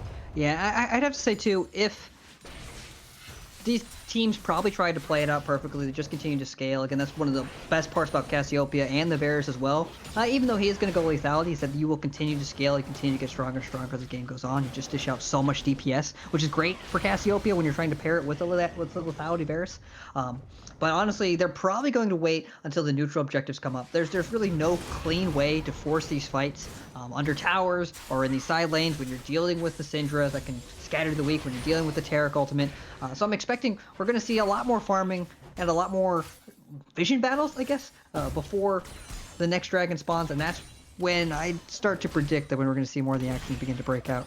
And you don't sound too excited about wanting to have more farming, more doing nothing, more fighting for vision. Everyone clap it up in chat talking about this. Oh, maybe utilize the ultimate. There comes some action though. Vanguard's flashes on the Vanguard's edge. Great job by Jupsa. Oh, wait a minute. But not by DMR avoids the Riven ultimate, but here comes the support. That's not a 1v1, that's a 3v1. Jim was just kind of there for the moral support, but does find the shutdown onto DMR. But at what cost? All these things, the butterfly effect, all these rotations. You move away from the mid lane, gonna see bot lane roaming up with the Braum, trying to get some damage on this turret. Wow, look at that. I mean, now it just means that Loki just gets some free time on the turret, and that was an incredible play from Diomar. I don't know how much you actually get out of that, as you also give over kind of a shutdown to the Syndra. So Trying to might prove even me try to wrong. find something. Oh, and here come the teleports. Yeah, there's gonna be a lot more action for this dragon. Teleport coming in from Jupsa. They're just gonna disengage. They're gonna get clean out. That's Yeah, and mechanical now this means, ability.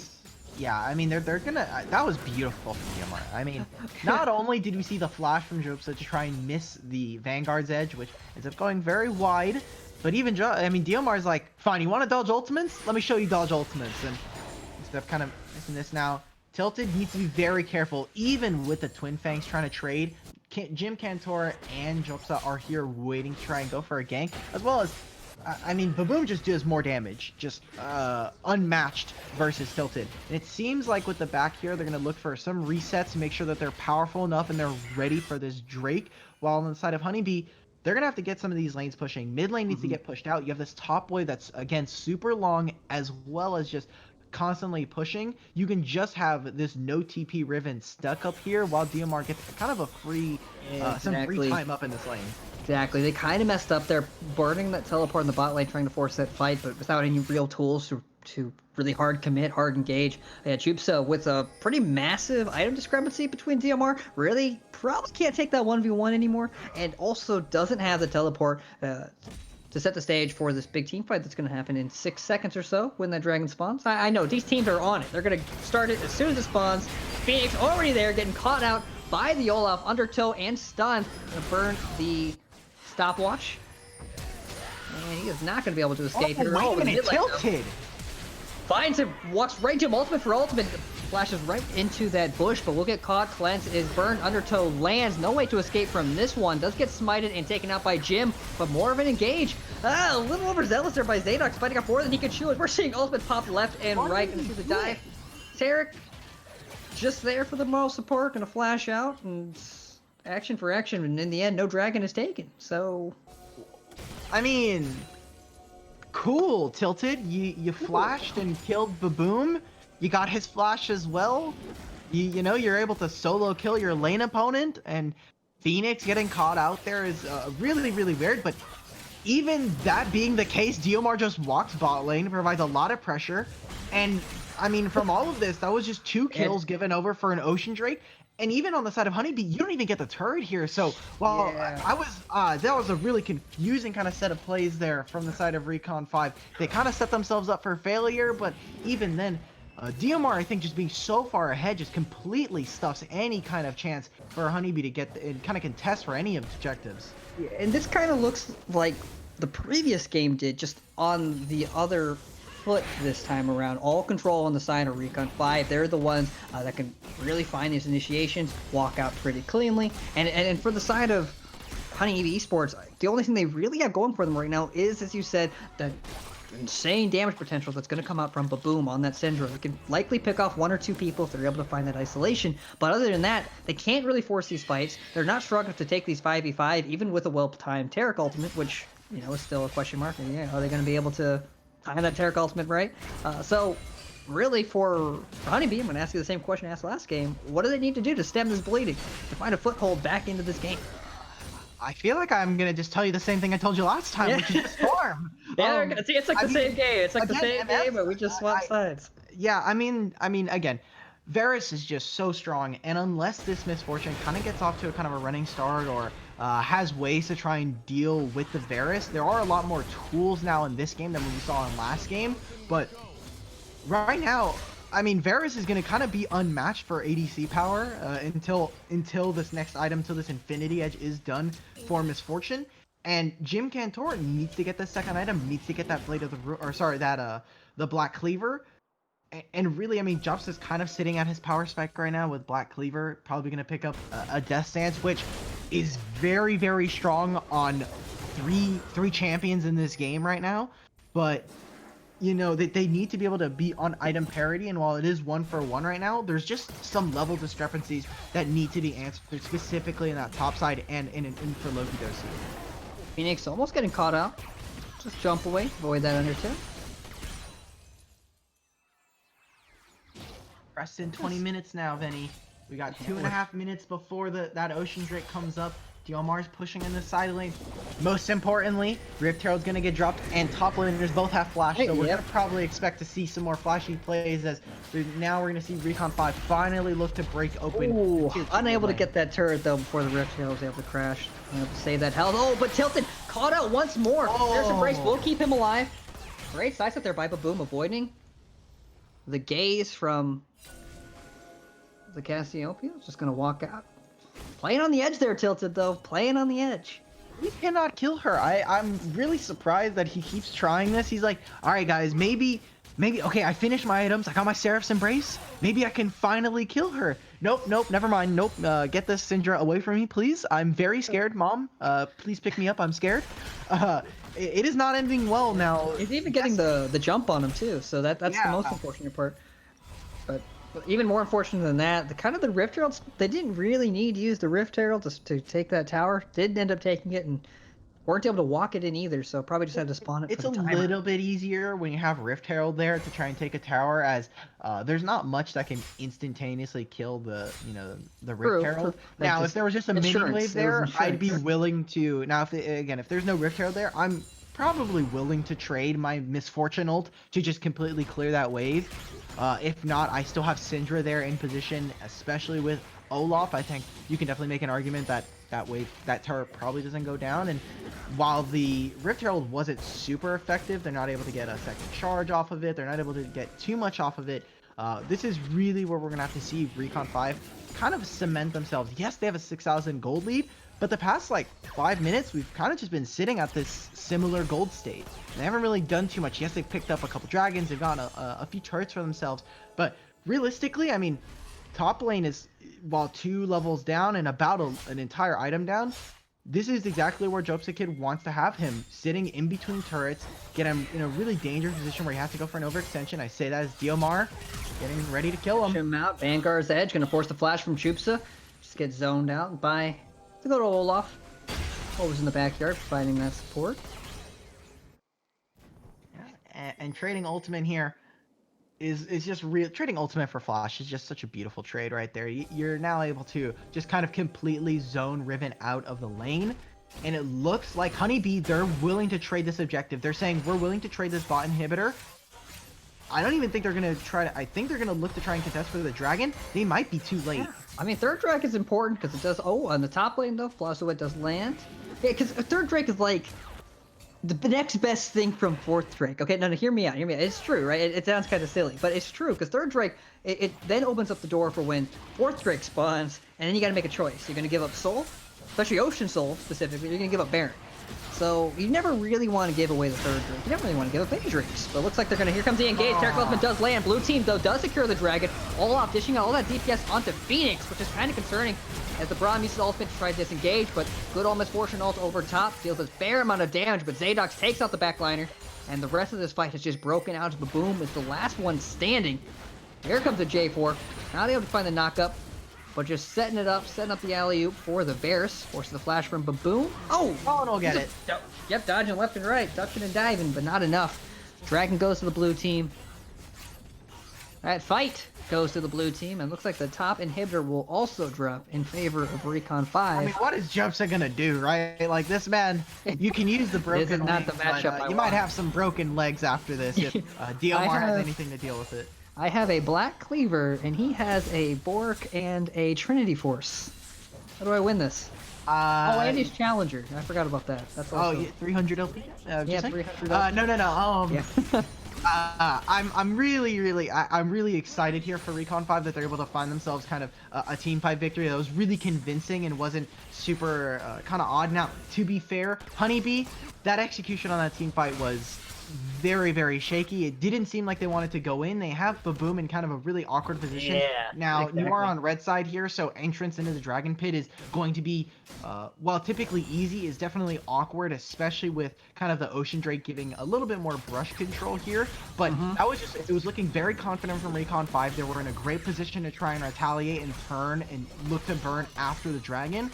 And on the opposite side, I mean, Baboom, he puts ultimate on Tilted, and it does very little damage. And He actually not able to trade too much. It's the health there. The Seraph's Embrace is starting to come into play, and also it did not look. I think I said before about the timing of that Taric ultimate. I don't think that was the right time. It looked more like they were using the Taric ult to try to keep the Olaf alive to steal the dragon, because that ultimate did nothing to really protect the rest of their team.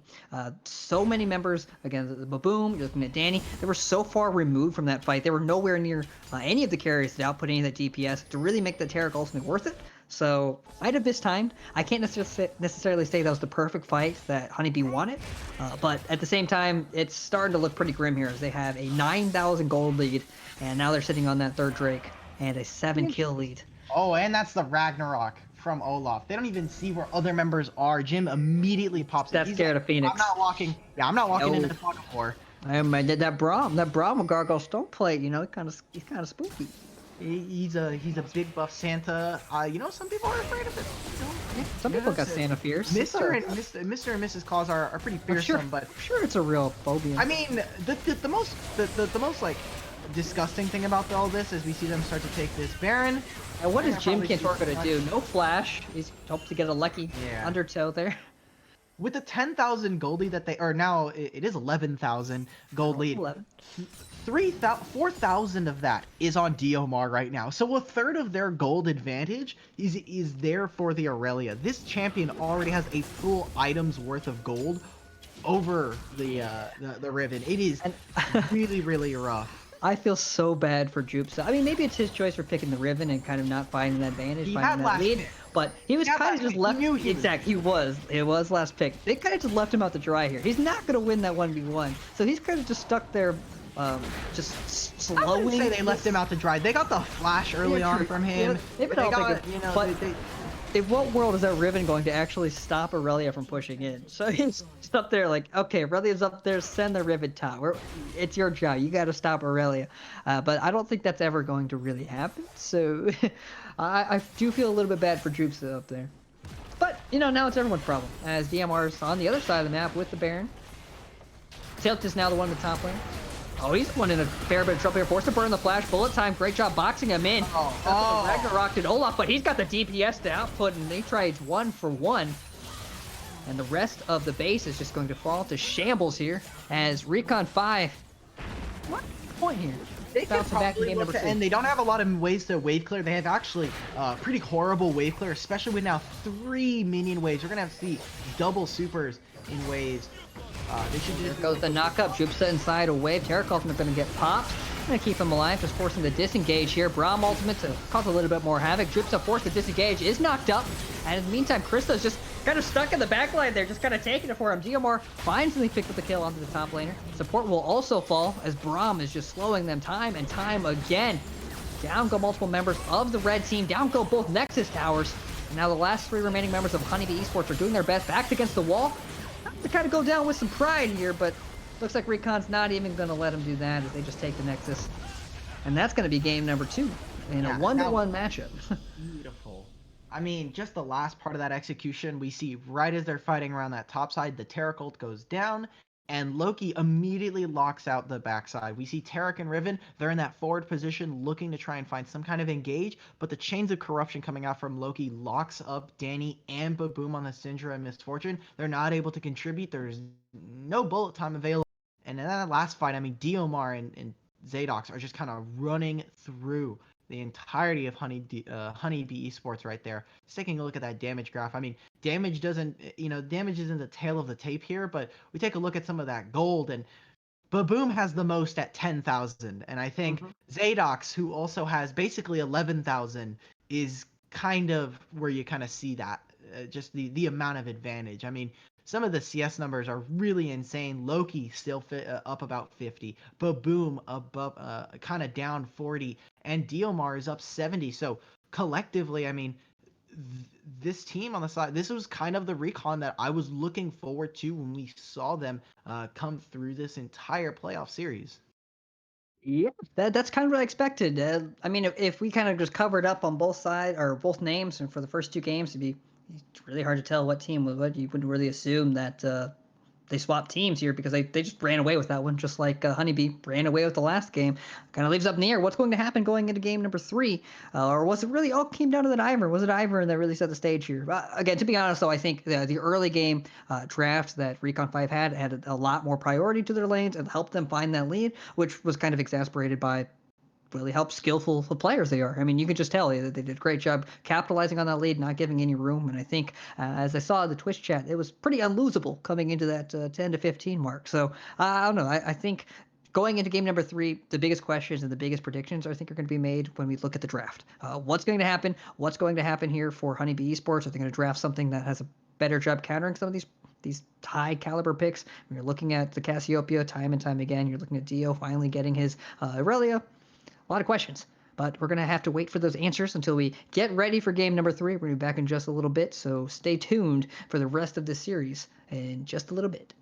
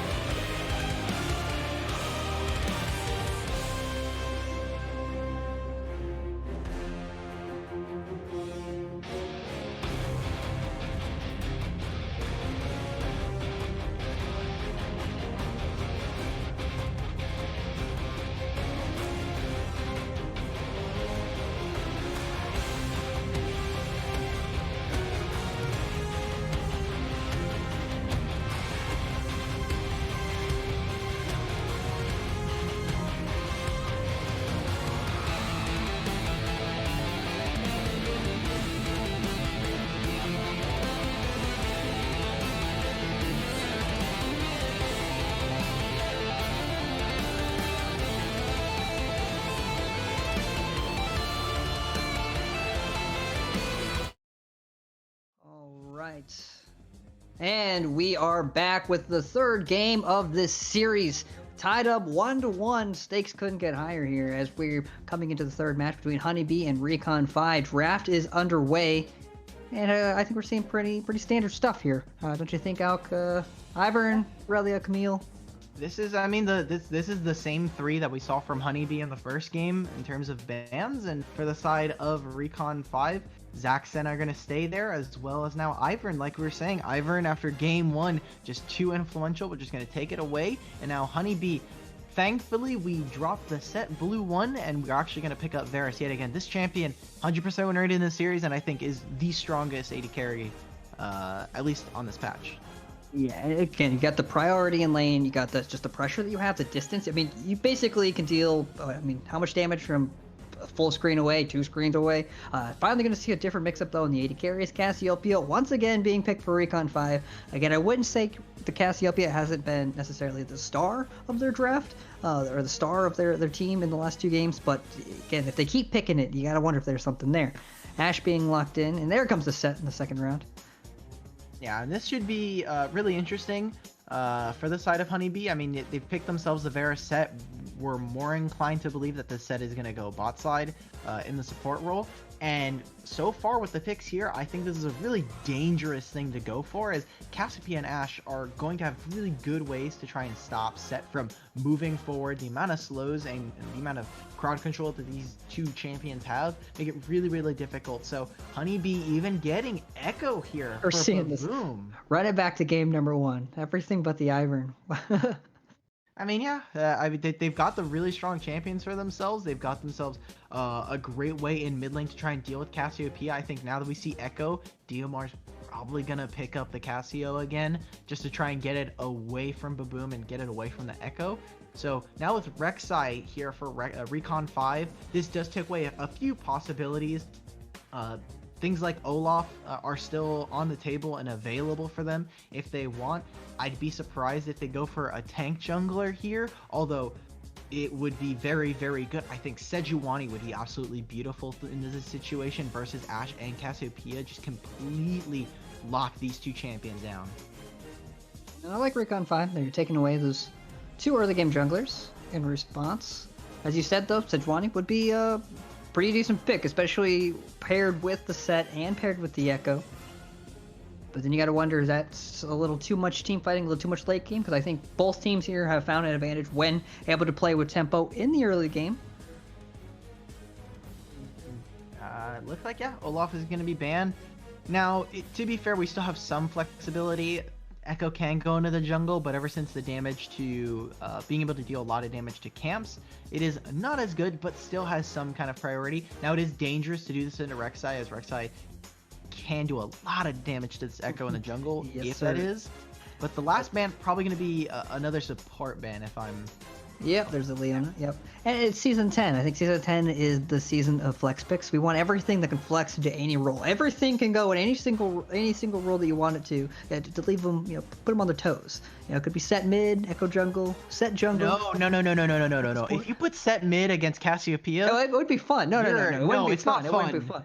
No, but it's all about the option. I have the option to do this, and you don't know what's going to go where. Yeah, I have the option to lose the game. True. I believe, yeah, that's how I'm kind of...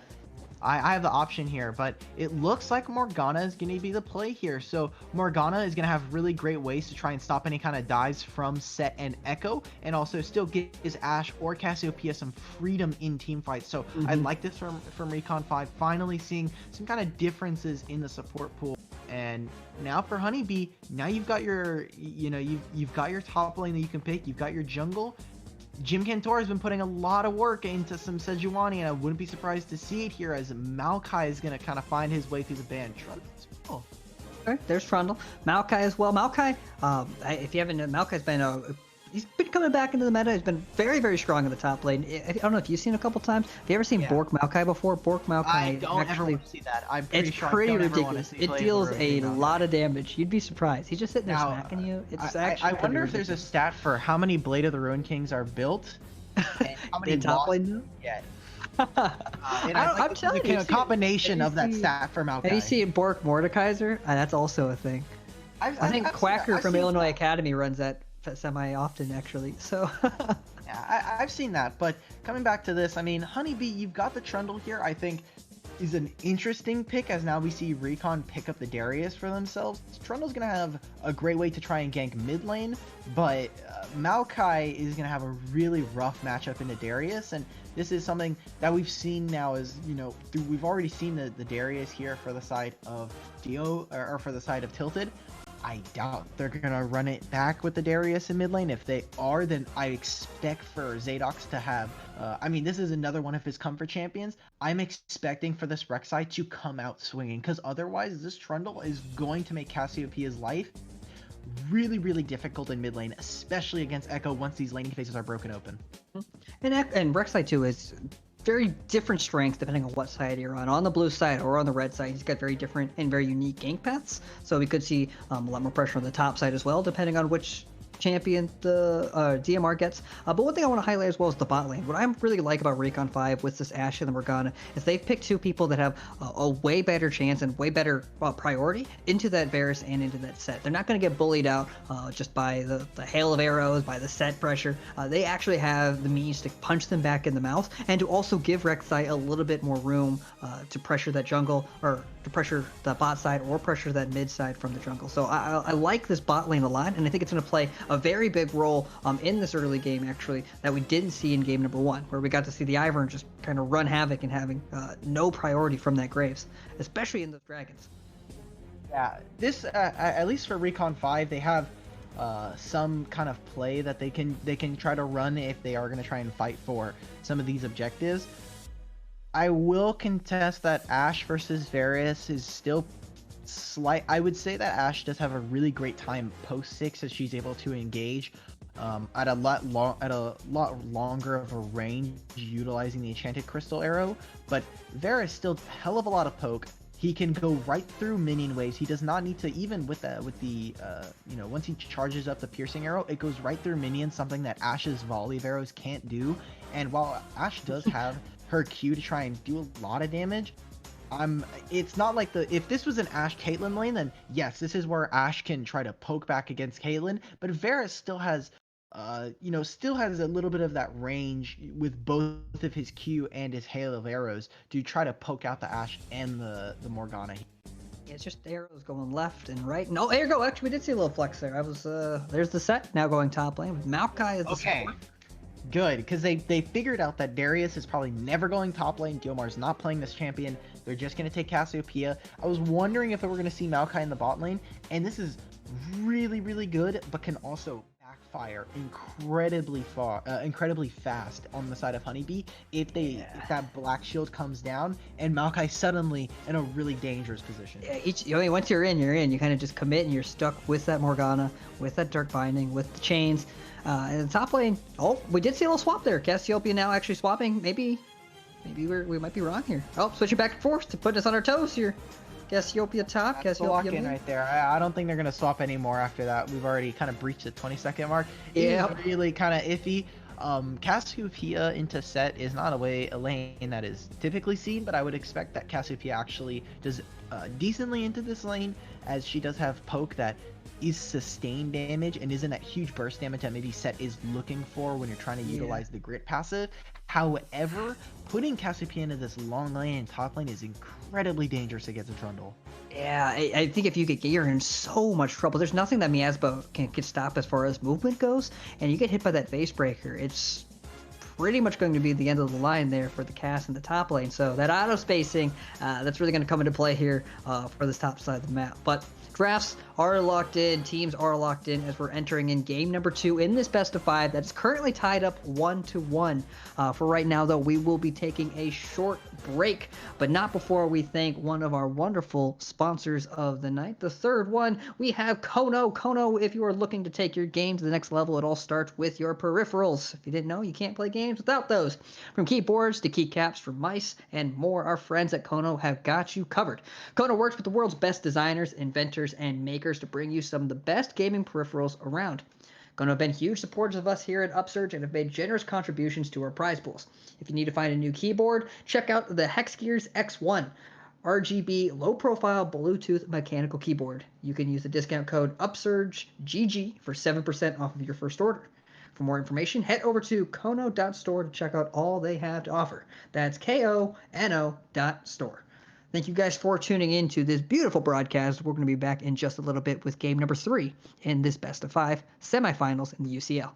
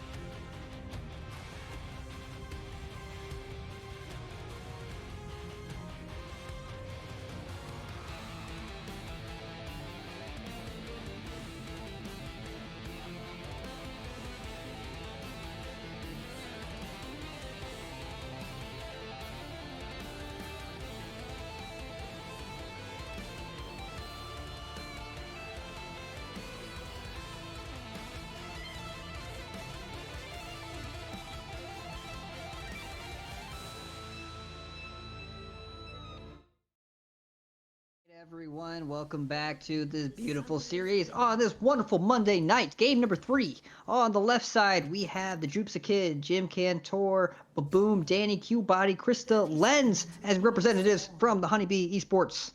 They currently are tied in the series 1-1 with the red side, which is represented by your Recon 5.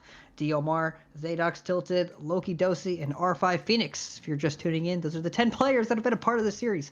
And we're going into the next game. We're going to decide who's going to walk away with the first tiebreaker here, lead the series 2-1. How do you feel? Which one? We're getting we're getting the run back, right? We're getting the run back mid lane. Yep. Boom versus Tilted. They've got the same summoners here. I hope. I mean, we're not going to see a 28-second ultimate for Echo here, as the first Drake is a Cloud Drake, thankfully. Yeah, but they should know here that Tilted is here. They saw the ward. I don't think anyone's gonna look to contest. And getting that early vision against Jim, they know that he's gonna go for a full clear bot side. So I think that Zadox, this top side versus Set and Cassiopeia is actually gonna be the most contested matchup for both of these junglers. Yeah, much cleaner start this time around. And looking at the top side, she's already dealing with that poke. Jupsa being zoned out by some of that range that we see from DMR. Interesting rune choice here to try to deal with this lane. He's actually gone for the Hail of Blades. We've obviously seen Set start to kind of tank or start to spec into more of that Blade of the Ruin King first, and I think for trading purposes, I think the Hail of Blades is absolutely beautiful. The amount of attack speed, you attack 40% faster on your second auto attack in a trade, so if you're able to utilize that, especially with the knuckle down, you get so many auto attacks in all at once, and once you do that 12% max current HP damage, you're doing a hell of a lot of damage now. But boom, speaking about damage, looking at trade, this is basically just game 1 again. Yeah, it's all over again. I think Tilted kind of wants to run back here. He's the one that wanted to put the Echo previously on the bot side. Look at all that action. The first blood's picked up by Zadox. Just what we'd expect, something you always have to respect, actually, from this bot side. When you're looking at anything like a Kane or a Rek'Sai, that wall is just, you don't like dealing with it, right? So first blood, much better look here from Zadox.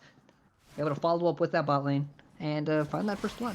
Yeah, and that was amazing right there. Phoenix just waiting for them. They're like, oh, well, he's level 1. He probably isn't going to do too much. Immediately, he flashes for it. You get both of the summoners. The cleanse, little too late right there for Danny. And while he does go down, this does mean that Ashe should be looking to take a little bit of an advantage in this lane, as now we see Zadox. A bit of trouble. Look at that well-placed pillar. Zadox has to get over the wall to escape. But here comes Tilted, maybe in a bit of trouble. Does land. Yeah, he's fine. The Q. Spins the heal. He's good. It's spin to win, but you know, like that's for Garen, right? And for Darius, I think in everything, the spin heal. In League of Legends, Riot just has a love for spinning to win on almost any champion that has it. I mean, Aphelios did it, and Aphelios was disgusting for a few patches. So true. Yeah, we haven't seen Wukong yet this series.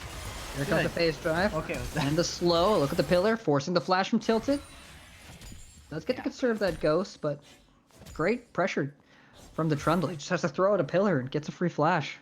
Yeah, that's basically how that champion operates for the most part, right? Like you put out the pillar. They increased the slow on it too a couple of patches ago, so it is you're feeling that 45% slow. It is. I just want to make sure it's 45%. It is it's 20%, but it ramps up really fast. Already, it used to be 15%, and that also combined with Time Winder, right? So that's a lot of slow. I mean, his slow is for 39%, which is such an odd number for his current level state. We're rounding up from 33.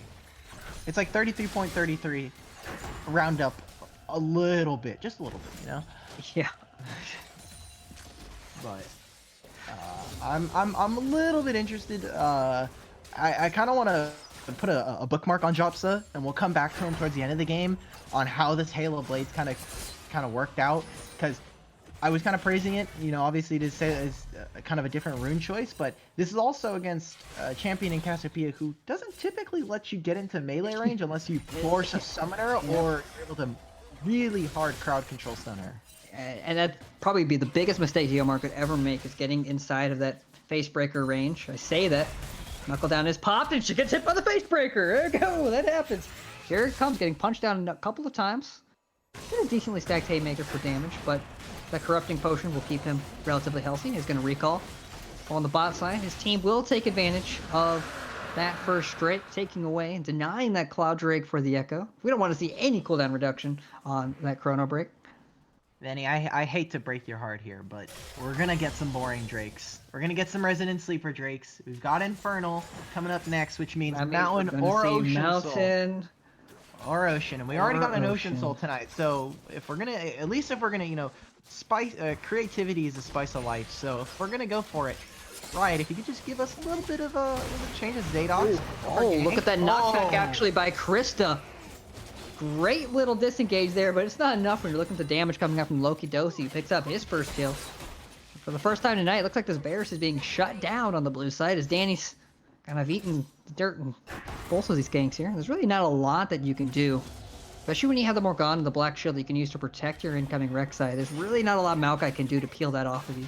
There's not a lot Maokai can do in this lane, period. Ashe will just constantly force him to kind of back up. Saplings. The saplings are annoying. Yeah, no but really likes those. saplings are not doing much. Even if I take a look at some of the gold generation, actually he's up on Phoenix right now, 310 to 283. So it's because his AD carries. For... It's because his AD carry's been dead twice, so he's got to soak up lane XP. True, that is true. I mean, it's just the gold passive from his support item, but really great CC layering there from the side of Recon 5. In between, yes, they got the knockback there, but you get the knockup from Zadox right into the Morgana binding. There's really no way that Danny can even try to interact with it. So really great job for themselves, able to pivot away from that Cloud Drake that they had just gotten for themselves. Now that they're 1,000 gold in the lead, this game is looking...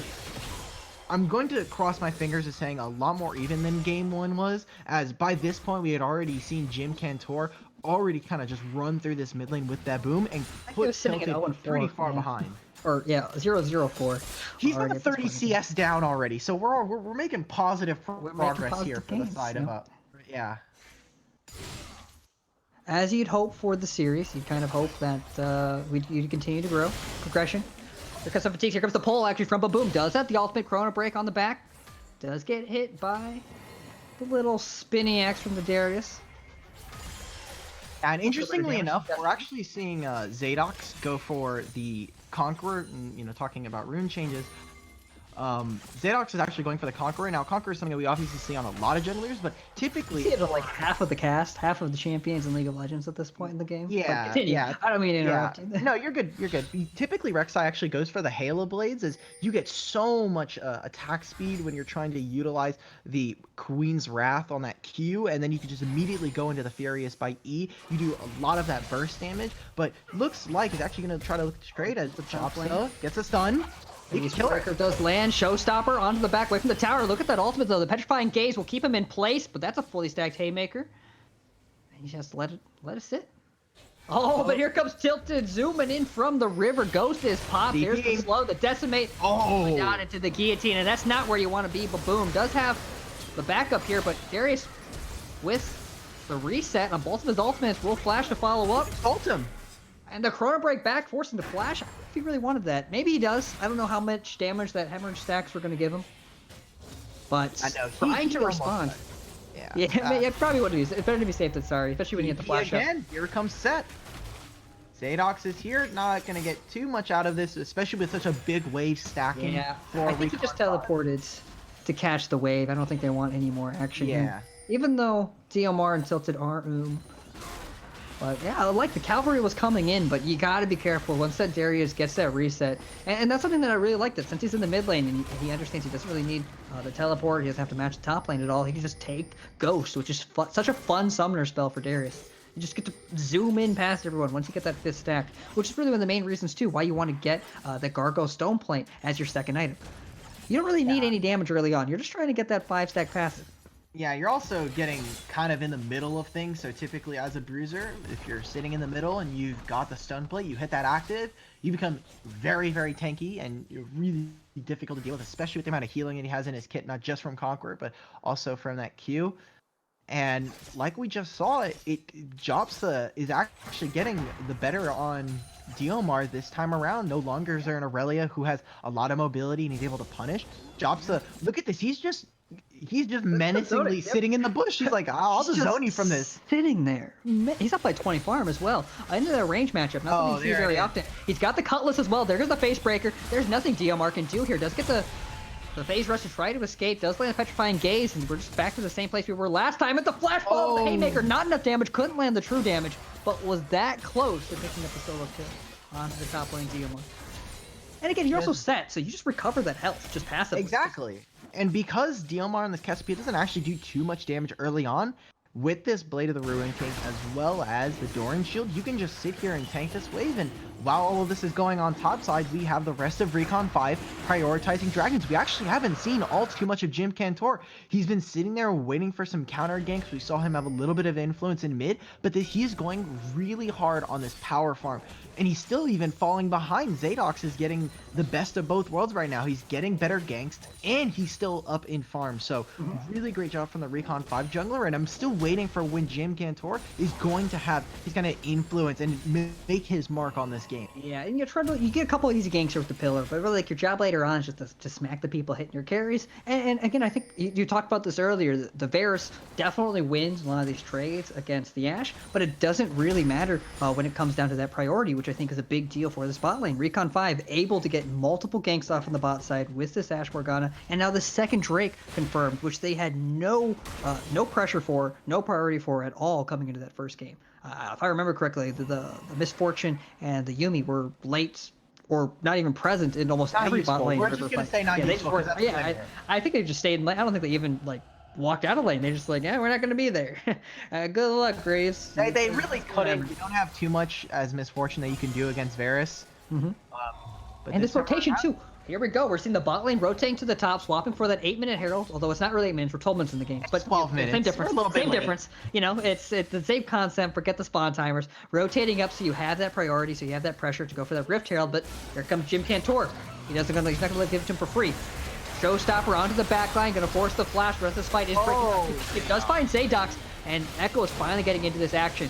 But luckily for the Ashe, she is on the backline, does get stopped by the Maokai ultimate, and she's just dishing out these arrows left and right. Tilted gets a great amount of healing there, and the ultimate to take down two. And the Varus is not going to be able to escape. The only one to get out of that fight at all is going to be the Echo, still with his ultimate. Well, that's a 7-1 lead, and the Rift Herald going over to Recon 5. Yeah, and this is the beautiful part about all of this is, well, yes, there were some miscommunication errors or just execution that did not go right, as I'll save that. Tilted potentially going down here. Boom. He's the Perilous Convergence, but he was feeling himself, but maybe he shouldn't against an Echo that is still sitting on one item. Yeah, Jopsa is able to, goes a little bit too far, is not able to really do too much with his lead. He does get the ultimate, but immediately Loki flashes out, has the cleanse available to him, and the best thing about this is, for the side of Recon 5, this is a team composition that really loves when the team looks to dive you. If Honeybee, you're coming into this fight and you're not immediately bursting a few of these other members, it becomes really, really difficult, especially when we see Zadox. He goes in and immediately goes missing. He gets blown up incredibly fast. And while the Varasalt is used on him, a lot of these ultimates get used on the Rex side that just goes missing.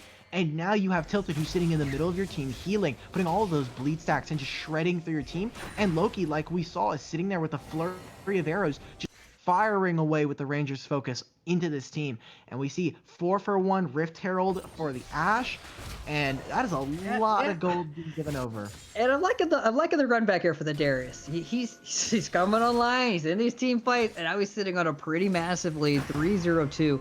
And again, going back to the bot lane picks too, the Morgana. You gotta love that black shield, able to get it onto that target, allowing the Ashe to flash out of that showstopper immediately, not getting hit by the face breaker right after. Really kind of saving their buns there in that fight, and it's a pretty massive lead now, 3,000 gold with the 2 dragons. And Darius that is very much so online. Chrono Break is popped. It's gonna get hit by Phoenix's ultimate and the Black Binding. Oh, I love that 3-way flank though. They were really trying to run down Baboom, forced to burn the flash. Good job from them. They're looking for angles, and that's what you want with this team, especially when you have someone like Rek'Sai who can just traverse over walls in a really interesting manner. This creates a situation where now Honeybee need to make sure that their vision game is on point. I mean, they got the flash from Baboom. That's a victory. Now, here we go. We're seeing this. Zadox going in. Zadox breaking out. The Maokai ultimate kind of just there to be there. Does catch Zadox, but he's going to kind of just be the sacrificial lamb there for... Yeah, trying to just escort the Rift Herald in. There's not much you can do in that situation as Jopsa comes in from the flank. And even though they do have vision of him that entire time, he's a little bit too far, and he does get caught out with the Nature's Grass coming out from this. And maybe this time Tilted might be the one caught out here. Teleport coming in from a boom. Force the flash, going to pull them in. Great decimate there as he picks up both of them. That healing, though, is not going to be enough in this 2. It's going to be about to be a 3v1. Yeah, not enough healing there. He will go down. And that's really unlucky.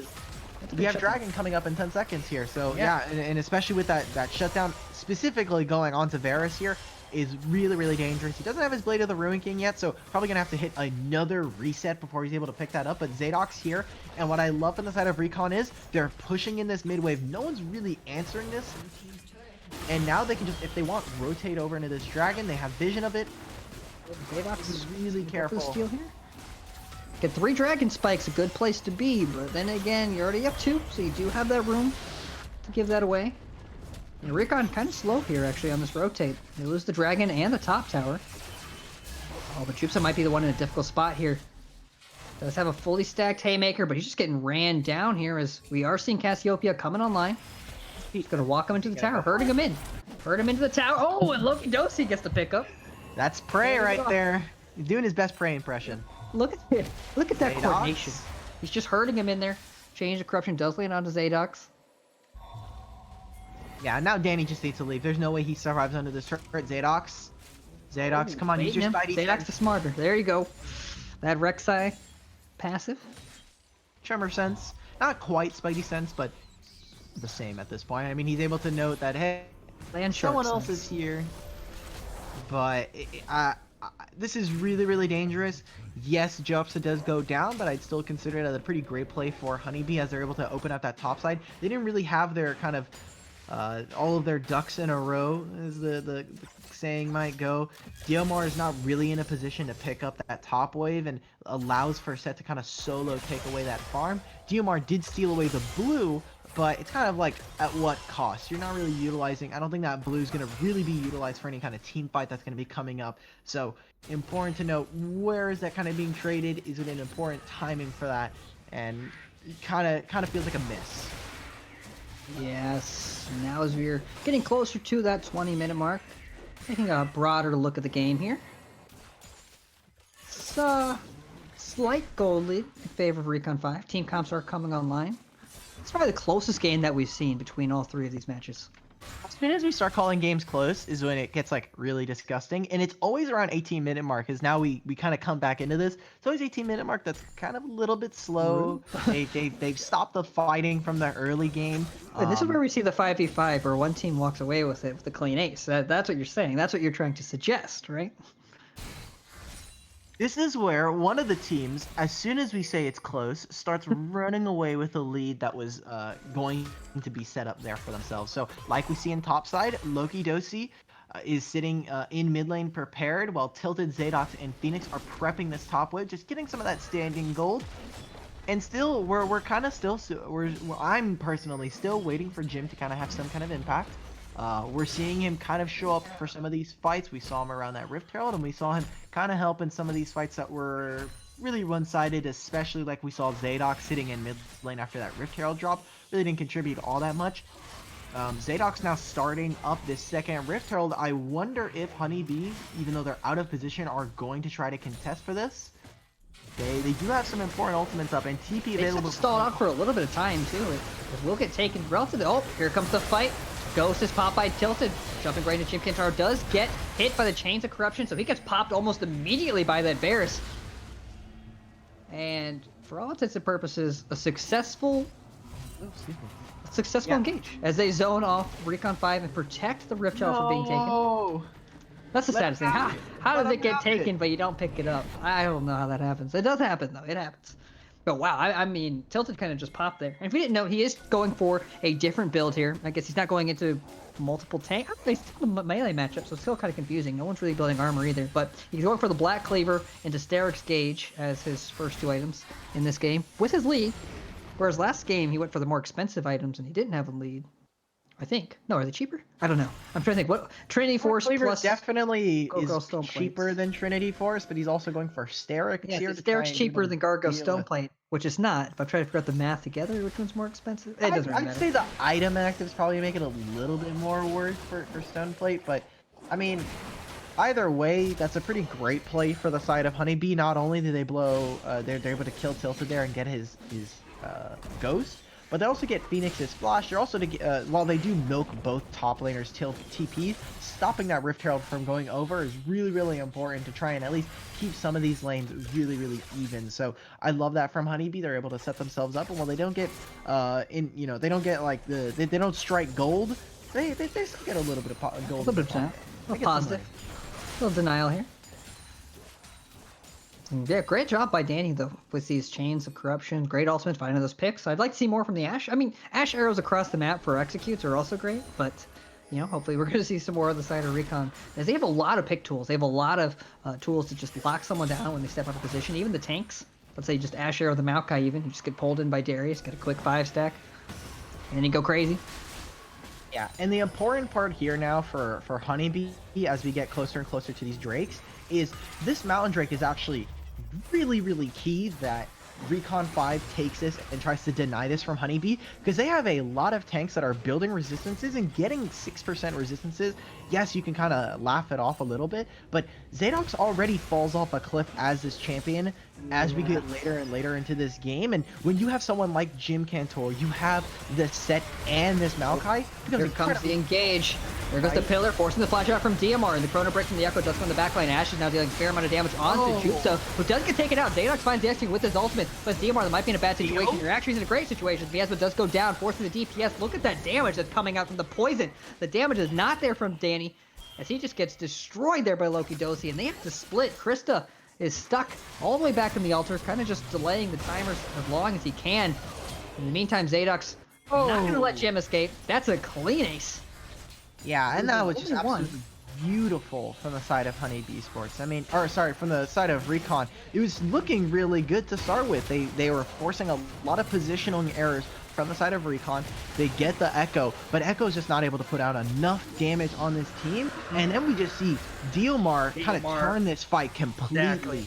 Exactly. I was a little worried when I saw the deal was so separated, but as soon as that miasma came down, we just saw a couple of his E's come out. It was like, that's enough DPS to cut down anything, especially when the Ashe was able to get back involved. I'm not really sure what happened to Baboom, why he was forced to burn that Chrono Break so early. I wasn't sure. I might have missed it. So he went over also the wall. Yeah. So, And he had to get back to Diomar his- flashed over the wall back towards their tri-bush. And then he's kind of stuck in this awkward position where he doesn't actually do too much damage, and he's trying to kill the Cassiopeia, but Cassiopeia is actually going to look to out-trade him in those situations. So he uses the Chrono Break to get out, and then we just see the entire team just kind of gets run over. I don't know what's more of a miracle, honestly. Diomar and that team part, or the fact that Zadox didn't instantly die. True, he was able to get his ultimate off. I actually found it execute as well. It's going to be much harder actually for Baboom to even get to this backline, right? I mean, he's jumping into Morgana, he's jumping into the Ashe, as well as Diomar. It looks like a... Whoa, there it goes! There's another one. Look at that Ashe arrow across the map. Finds Jupsa, Tilted is there. This teleport might be a little bit too late here, as there comes the guillotine. There's the execute, does get the reset, but Boom does teleport to the top lane. Will flash to follow up on this ghost, but he doesn't want that. Chrono Break does go back, and now it might be the Morgana that is stuck in a bad place. Tilted is still up with the resets, just annihilates Krista. Oh, goodbye. Here he is just putting on the stacks. It is just the Tilted show right now, as Darius is putting down the hurt, and honestly kind of the tilt onto poor Honeybee, as they're now down 10 kills, down close to 7,000 gold. Yeah, now Tilted is just really finding his stride, as again, so many melee champions, you really can't do too much into this Darius, and especially with Ashe firing away in the backside, it becomes really difficult for you to then move and kind of utilize some of that mobility. So even with that ultimate land of Jopsa goes down, you're saying, all right, if I'm a Honeybee, we're okay with this. We're looking to try to overextend. They go way too far. They're not actually even able to really kill anybody. Phoenix is able to live, and as soon as the Soul Shackles comes out and locks down the Boom, it turns into a completely different beast of a fight as we see, like we saw, Tilted just completely runs through that back line. I can't believe Phoenix survived. He was in a real bad space there, but I don't know if you saw it either. Tilted just annihilated that Maokai. Maokai, he's going, for the support. Got the Zeke's conversions. At all. No, So- support items are not as tanky as true tank items. He just got completely decimated by that guillotine there. But I don't know what was more impressive, the pop off there and survival of Phoenix and Tilted, or just the alley oop that we're seeing out here from Loki Dosi. Just dash arrow, going quarter of the map across, landing it, setting that all up. And so now, really important, we take we kind of take a little bit of a step back. We take a look at some of the itemization here. Diomar is so far ahead right now. This guy is sitting on 3 items. He already has his Morellos, which is just going to completely negate any kind of healing that Jopsa or Jim Cantor and this Trundle's going to do.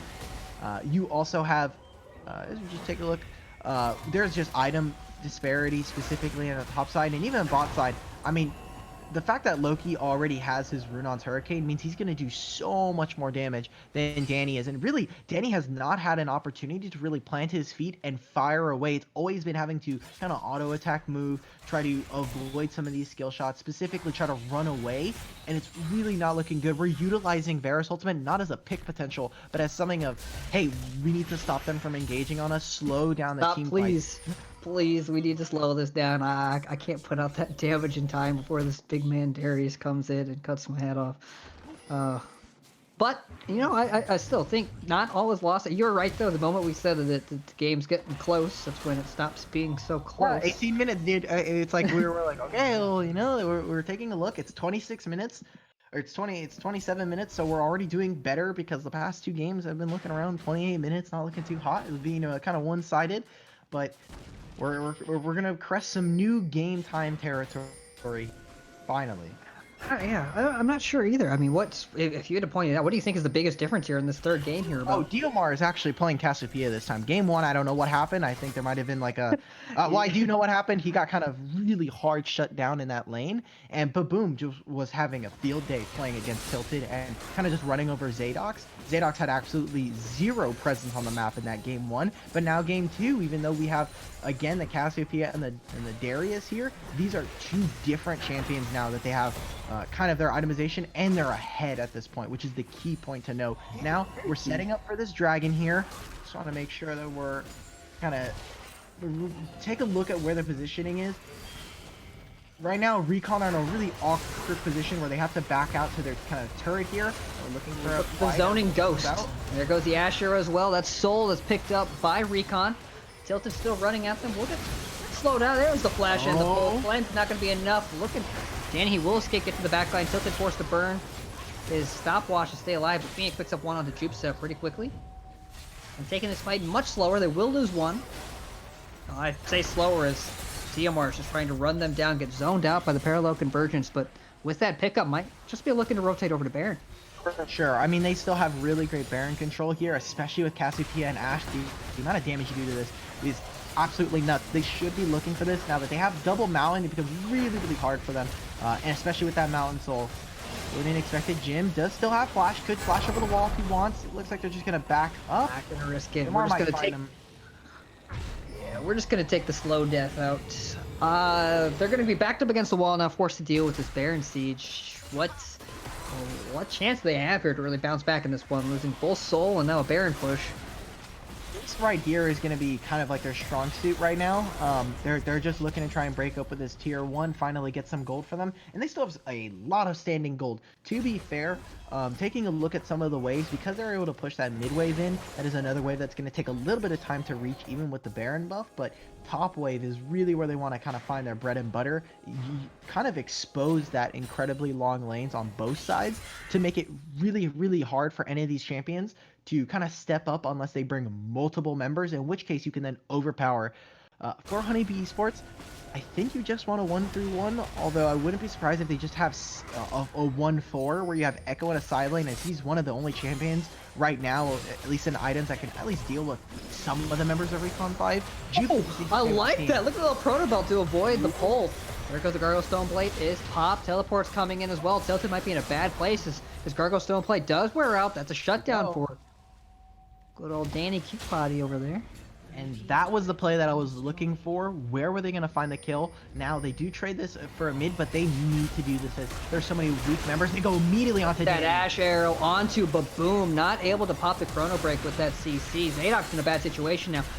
Oh. Recon, they're just getting stuck in trade 1-for-1. Loki Wait a Dosi minute. is pretty big. Oh Look my at the damage God. and the healing. Oh, the healing wasn't quite enough to get through. That last little smash there coming out from Krista, but I don't think Krista has what it takes to 1v1 Phoenix, but he does gonna have some support coming in as Jupsa Kid will make it. Meanwhile, Gage is pretty positive across the board for Honeybee, but they did forget that one of their strongest members in the form of the Snake Lady is in the top lane, just taking towers, taking names, and taking the top in it.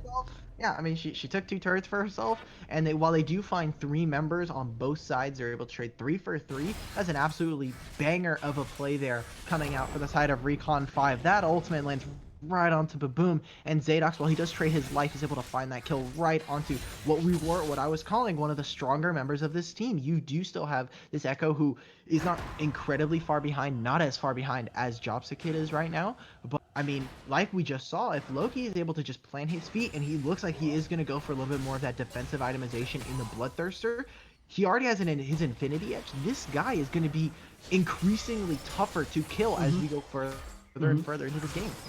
And really, what a clutch arrow that we had earlier onto Baboom. Just CC locking him before he's able to pop that ultimate. Very important there. Might have actually turned that fight a little bit quicker. But we'll see here. As you said, Baboom is starting to come back online. One of the few strong members on their team will have his second item. Second as well. Has the other item to the item. closeout. Yeah, I mean, Danny does have some really good items on him. He has his Runons, he has his Rage Blade, and his Bork, but I don't think that this is the team composition that you really want to be going for that lethal tempo on hit as we see the boom. Oh, he doesn't even get a chance to ult. He thought he'd survive it. That's a 50-second death timer now. So that's huge. Probably just That's they a pretty just big run into mistake. mid lane. They don't have they don't have Baron anymore, but I mean, this is just a free mid turret. They can't at all contest. They don't even have their form of engage unless Krista finds some kind of flank with a Nature's Grasp, but don't think that's going to be happening. So they take 2 inhibitors. Now it looks like they're just going to freely rotate into the next one, and that was, I mean, I think that just kind of tailed A bit of a what's going to happen this game. Yeah. I mean, that execute was over half his health, but he's a 7 for Darius. It happens. With that, though, the third inhibitor is going to fall onto the bot lane for Honeybee. With Elder spawning in the next minute, I think it's pretty much going to be a formality here. I mean, they're still dealing with no inhibitors for the next 3 or so minutes. The next one's going to be coming up in 3 minutes in that top side. But, I mean, yeah, Elder Drake, as soon as Elder Drake comes in, it will just lock out the game. This is going to be Honeybee's kind of last stance. Jim does not have flash in this case, and Baboom has hit level 16. You're waiting for maybe even Danny, but right now where they are at, I wouldn't be surprised. I'm just gonna take a look at gold. If I'm this team, I'm prepping to just build to get some elixirs on every single one of our members and just look to take our last fight here. Unless they're looking to try and make some itemization breakpoints in the next couple maybe. of, I mean, 30. healing reduction wouldn't be the end of the world. You know, I mean, you got healing from a lot of people on their team, and it wouldn't be the worst thing to get, but I don't know if there's time for that. Elder is spawning in 20 seconds. Oh, what a clean pull over the wall, using that sweeper to find Jim.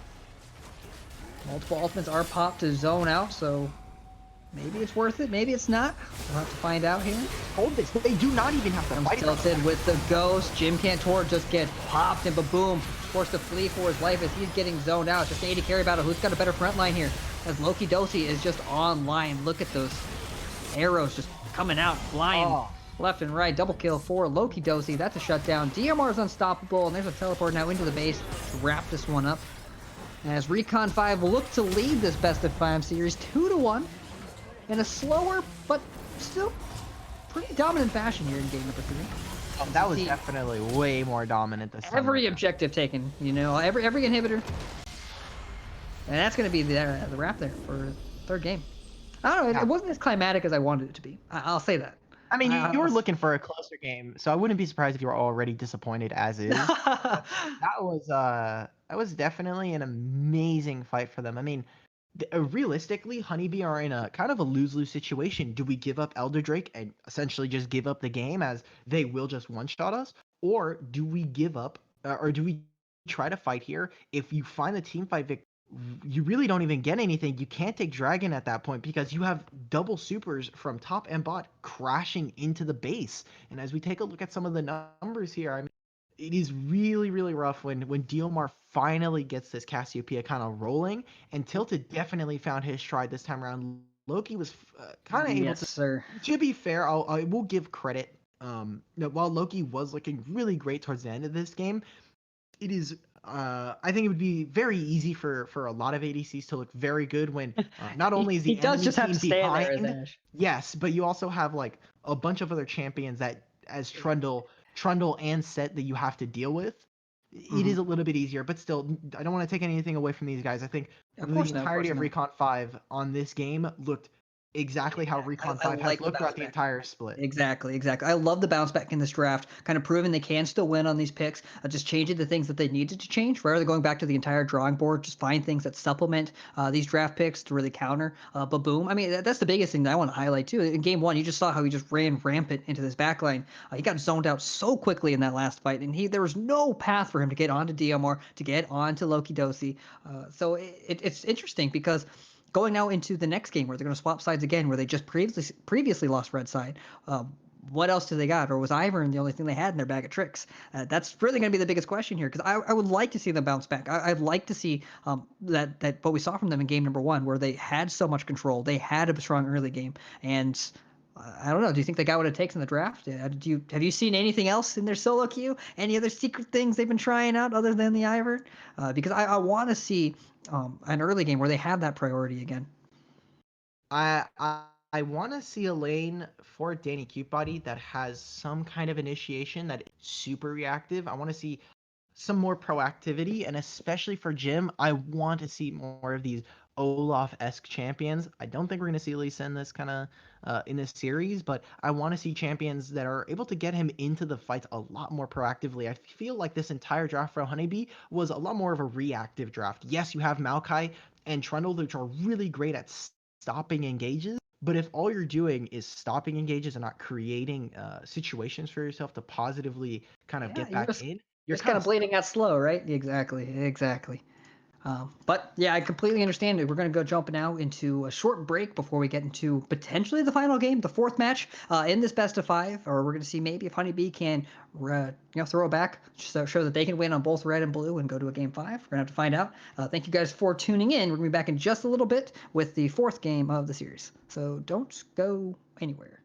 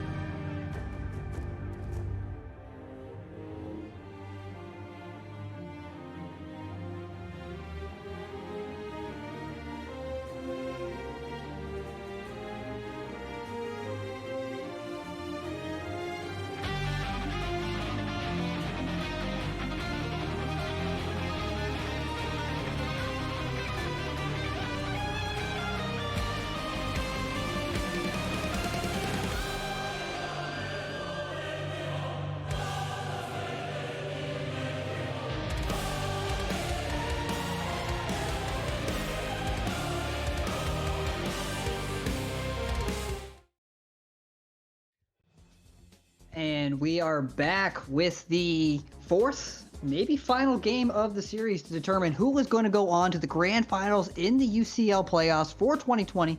Again, this is Recon 5 versus Honeybee. We're looking to see who's going to take on the winner of Illinois Academy and Bethany Esports in just a little bit. This game is going to take place. Recon 5 currently leads the series 2-1, and we're underway with the bans as we're locking them away. Recon 5 is on the blue side, and again, pretty standard bans. This time, for the first time, though, we are seeing the Cassiopeia being taken away by Honeybee. Right call? I mean, this finally means we're going to see a game from the side of Recon 5 that won't have Cassiopeia. I think it's something that they haven't quite found an answer to. They were thinking maybe Set was going to be the neutralizing lane for it, and it just wasn't the case. So I think for Honeybee, this was the correct call.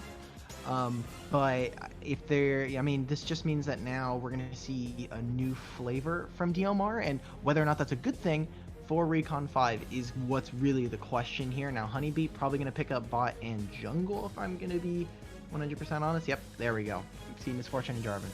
There, and as you said, something you wanted to see coming out for Jim is you wanted to see another early game jungler with more pressure, a lot more gank potential. So Jarvan being locked in, a lot safer. Also pretty good in conjunction with the Misfortune. Also pretty standard that we see the Varus and Braum locked in and the Misfortune locked in response pretty quickly. Pretty standard early game draft so far. Yeah, and now this just means that for Recon 5, you can kind of just pick a jungler if you want. Olaf is available. And just as I was saying, I didn't think we would see Lee Sin this series. And just like that, we actually see the Lee Sin coming out from Zadox. So now for Honeybee, you have to be really, really careful. I mean, you thought that the Rek'Sai was bad enough. This is a champion that's just going to completely tear apart this team, pending on a couple other kind of key decisions and where we see the solo lanes kind of head out. Yeah, and I like that pick a lot. I mean, usually this is where they grab the Cassiopeia. Not going to lock them this time since it's banned away, so I like them pretty much saying, we're going to go all in. We're going to reach you tit for tat for the early game jungling, and I like that a lot. But the Shen locked in for the top lane. Yeah, and Shen has usually just been kind of a fifth round ban going around for Recon 5, but finally they get rid of it, and now Galio, kind of a new entrance here. They want to just take away any kind of engaged supports here, things that are gonna. We don't want that global. Yeah, we don't want it. I don't want to see Shen and Galio combo onto this poor Varus in the back line. Yeah, for sure. So, I mean, they have some really good ways to go for a dive, and this is what I wanted to see from Honeybee. I wanted them to be a little bit more proactive, and having Shen still allows you to do that. Jarvan is one of those champions that is still very, very good at being able to be both proactive and reactive. You use that Cataclysm, even the Flag and Dragon, their turrets. So I'm interested to see if Honeybee are going to kind of pivot into more of a dive style where they're looking to push in the wave really heavily. I'd want a support that's going to try and contest the wave like Leona, like Nautilus, and we even see Rumble at the table, so could potentially see either of these champions kind of pop up. Mm-hmm. And we're going to see a different champion from DMR for the first time this series. No Aurelia, no Cassiopeia again. Darius even hits the ban table with Set, so hold my breath. There's the Leona. Look at all that engage for Honeybee. I like that. You better start stacking the cleanses, boys. It's going to be really difficult. Now for Recon, you want to pick champions that are going to do really well into this dive, and Mordekaiser and Echo are exactly that. So that's beautiful. That's pretty decent. There you go. Good response. And I think if both teams get what they want from the draft and they both have comps that are relatively easy to execute, those are the games, I should say, that lead to the most action, quickest, and the most fun, right? That's the most fun for everyone. We all just want to click our buttons and cast fun games that every people are just smashing on. So I like it, I'm going to enjoy this match a decent amount. Oh, there you go. There's the purple man being locked in. The good old spooky purple man, Kassadin. The Kassadin does kind of throw this composition for a loop.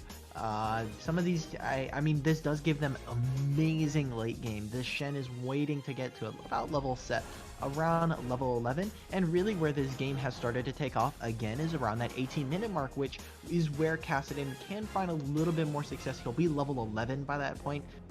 all things considered, hopefully if everything's equal, nothing has gone too far out of left field for this team. But for Honeybee, they have an amazing team that can still play proactive. It allows for their side lanes to be incredibly strong, even against Echo and Mordekaiser, and they can break into 1-3-1 if they want, split this team up.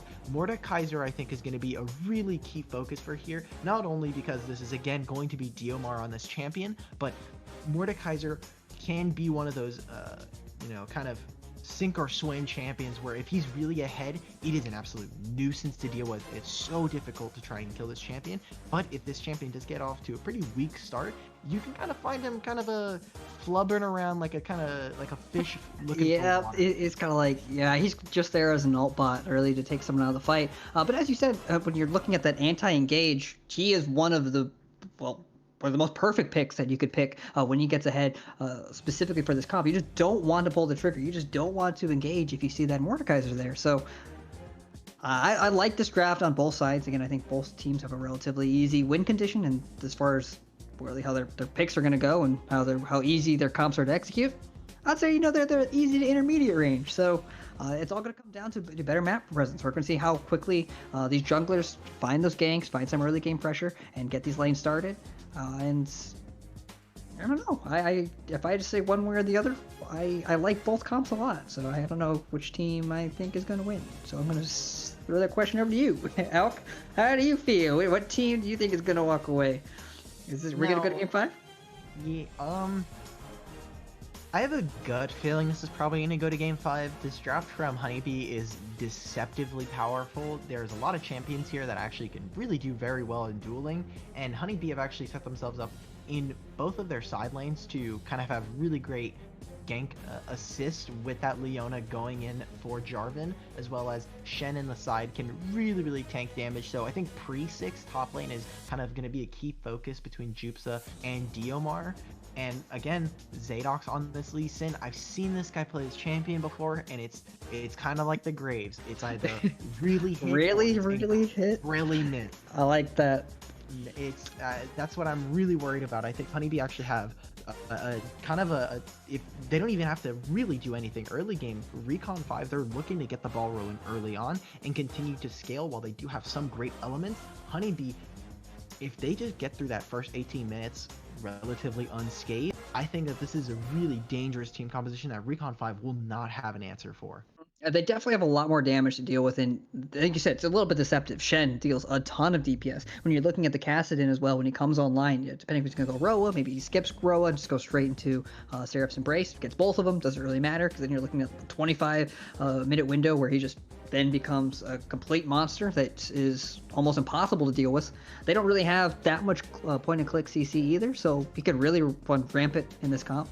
But I like the Lee Sin compared to the Graves, as you were saying earlier. He does offer more utility when behind than Graves does. That kick, he just kind of kicks him away, which is a lot, actually. I mean, that could be pretty impactful, Yeah, I'm interested to see how many members of Honeybee Esports actually kind of index into the 1300 gold tax called the QSF. I don't expect a lot of the members to. I would assume that the only real person that would probably go for it is Misfortune, but she's probably going to be sitting on the cleanse this game. Both of these supports are going to, or both of these 80 carries are. I'd imagine both of them are taking cleanse, correct? I don't think that a lot of the members, or a lot of any of these members, are going to be building QSS, as it is really important to not only be able to match damage, but to just have an instantaneous. I mean, I think it's going to come down to the wire, and if it is, I'm going to give this to Honeybee. But this Kassadin cannot be blown up. If we see a level 2 gank and we see double sums for Baboom, if we see Tilted doing what he did on Cassiopeia to the Syndra, it is going to be really one-sided where you're waiting for Kassadin to scale, and you might not even get there. Yep, true. But Purple Man eventually does come to that point. He is going to be spooky. You never know, too. You might need, Danny might need to pick up that QSS to deal with the Mordekaiser, as Cleanse does not actually get rid of Mordekaiser ult, which actually counts as a suppression. So you can't cleanse Malzahar ult or Mordekaiser ult, but I don't really know. I don't really know who Mordekaiser would like to ult. Probably the Kassadin, honestly. He's probably the scariest member to take out of a fight. But I don't know. We'll figure it out as we get into the match. For right now, we're going to take a short break as we wait for that spectator delay for competitive integrity. Thank you guys for tuning into the UCL 2020 playoffs. We'll be back in just a little bit to maybe determine who is going to see Illinois Academy actually in the finals, as I believe they just won their best of 5, and they're waiting. So we're going to see who's going to match them there. And thank you guys for tuning in. Don't click away because we got at least one more game of action on our plate. We'll be back in just a little bit.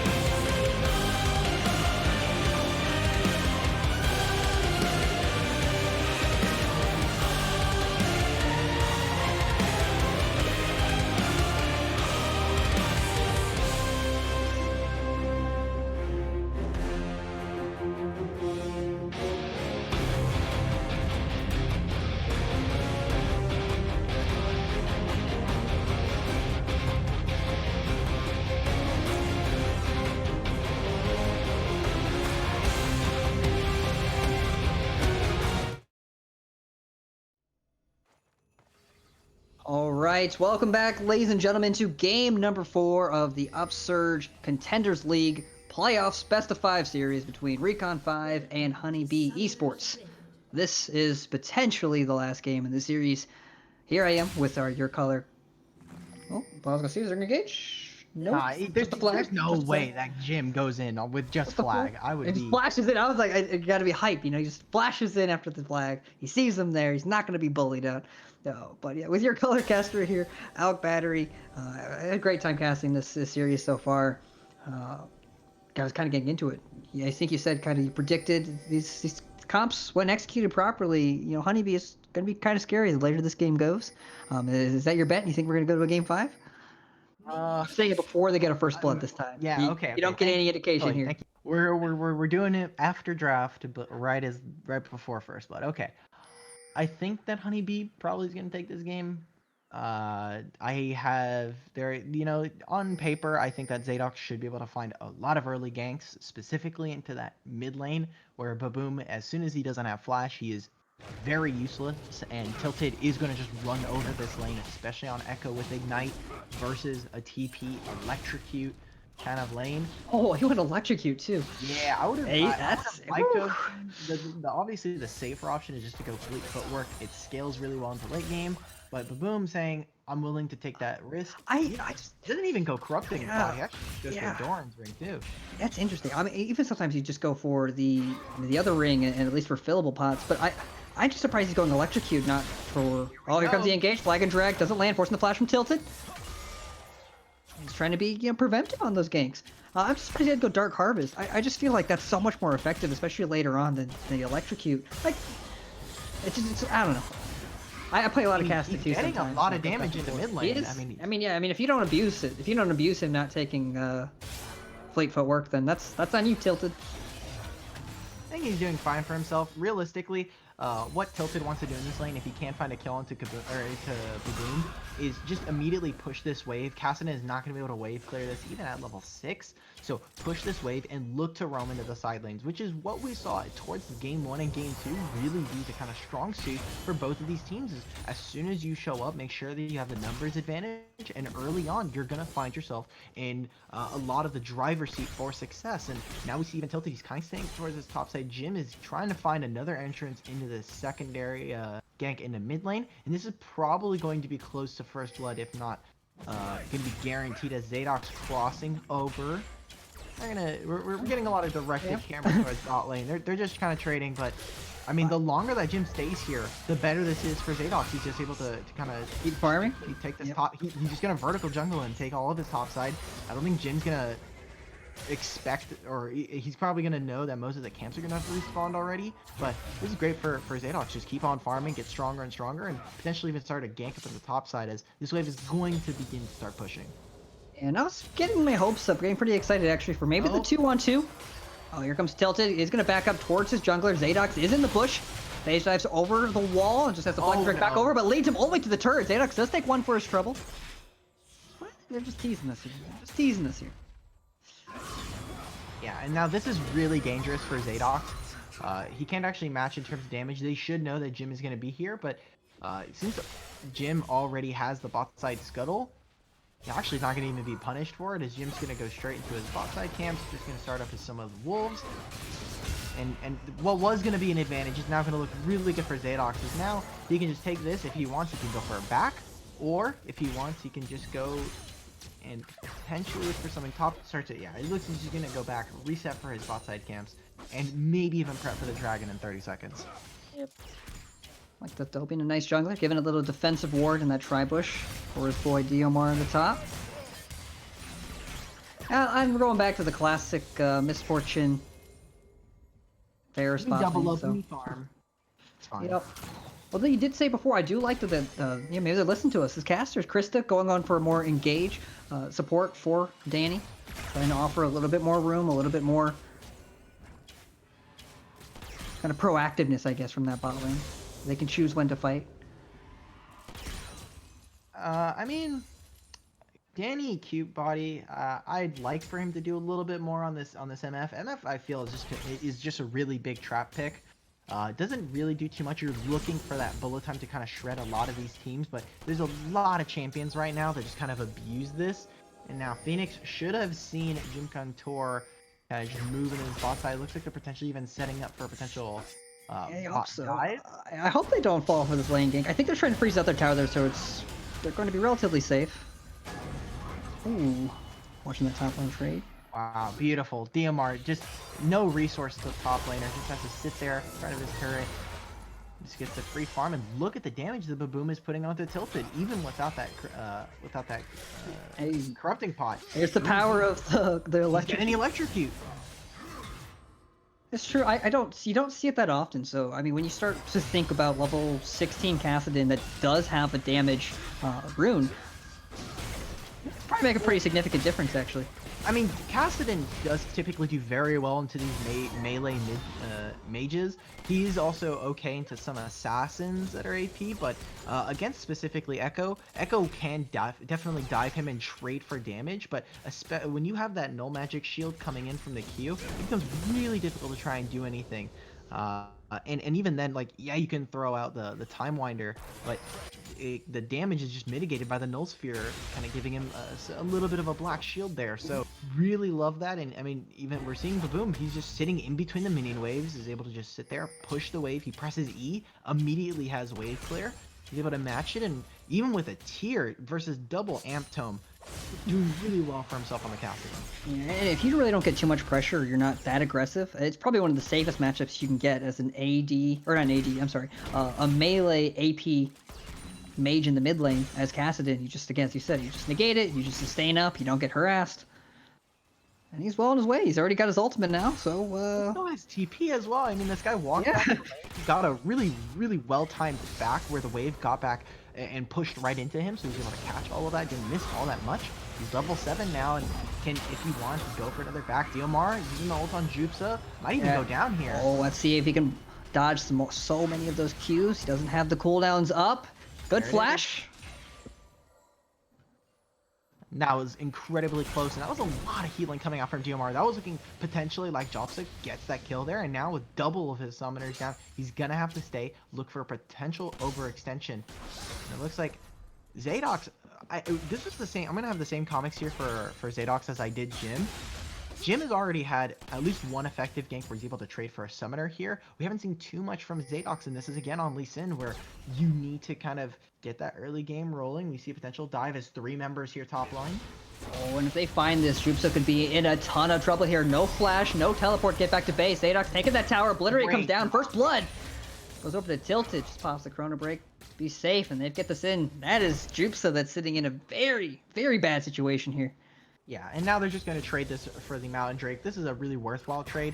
You do, you know, there's not too much gain from that. Yes, you get the first blood, and you get to kind of put the Shen behind, who did lose summoners. So you're going to have to keep an eye on Diomar and where his influence is going to be as we get later and later into this game.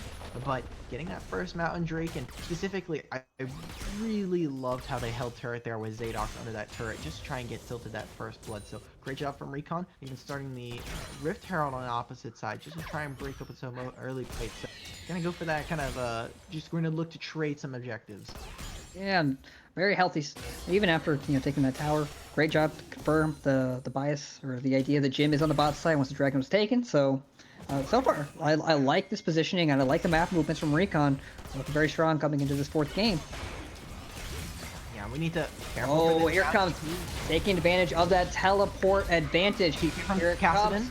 Krista will have to stay in United here to bring in the good old Jupsa. Does find the taunt onto Phoenix. Does go down. Cataclysm on the DMR with the bullet time. Gonna force the flash from Dio. Will survive.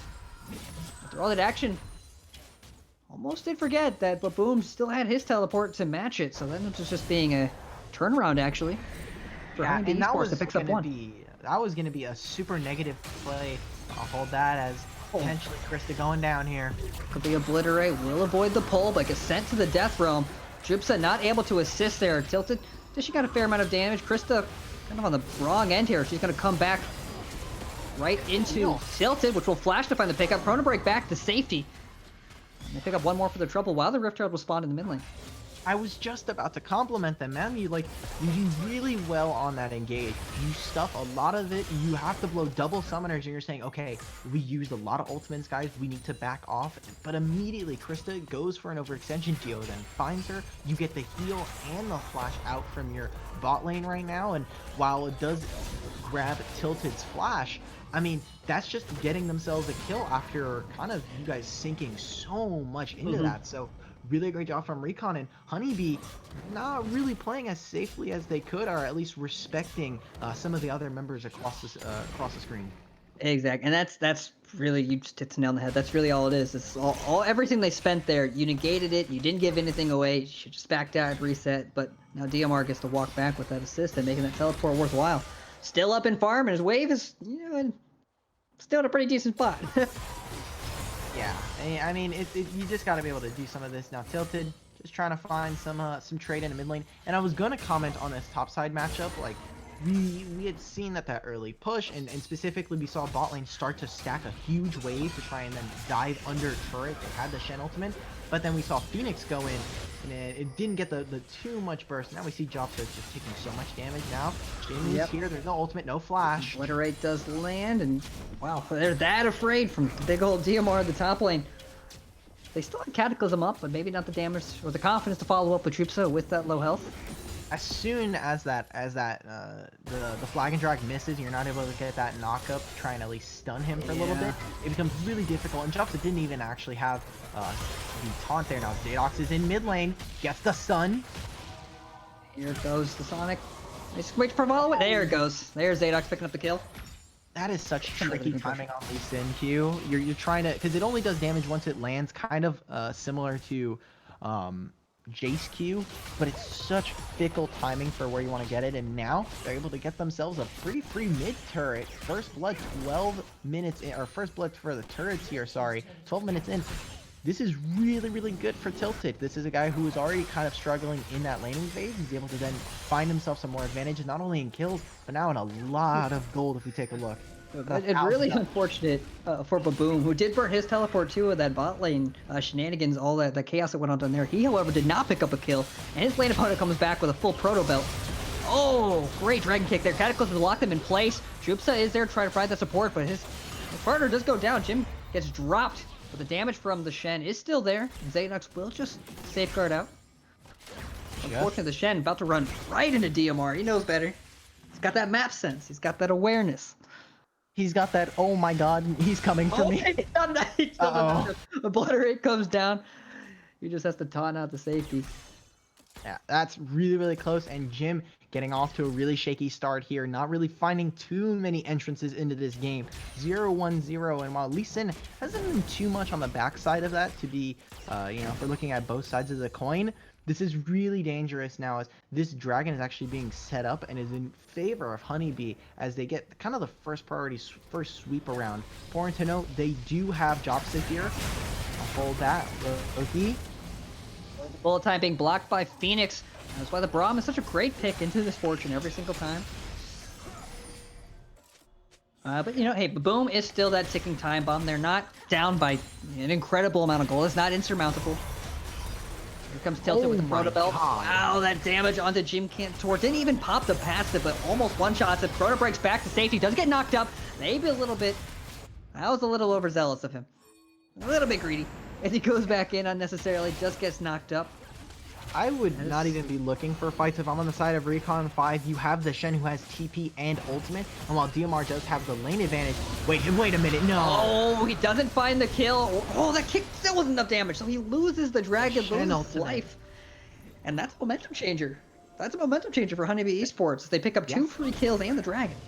And that's not all that. Yeah, that's a lot of gold, and specifically Cassidon gets so much in this trade. We see that he not only gets the 600 gold from killing Echo, but now he's got a Cloud Drake for himself, which again, the Cassidon ultimate cooldown is not amazing, but just getting a little bit of cooldown on a mobility spell like that is really, really good. So now what I want to see is how Honeybee are kind of gonna utilize some of this advantage they found themselves. Yes, they had to trade another turret for it, but getting 2 kills and a dragon for themselves, especially on champions who need the ultimate like their Shen, this is exactly what we wanted to see early on in this game. They're still 4,000 gold behind, but I think that this game is a lot closer than maybe that kind of gold difference.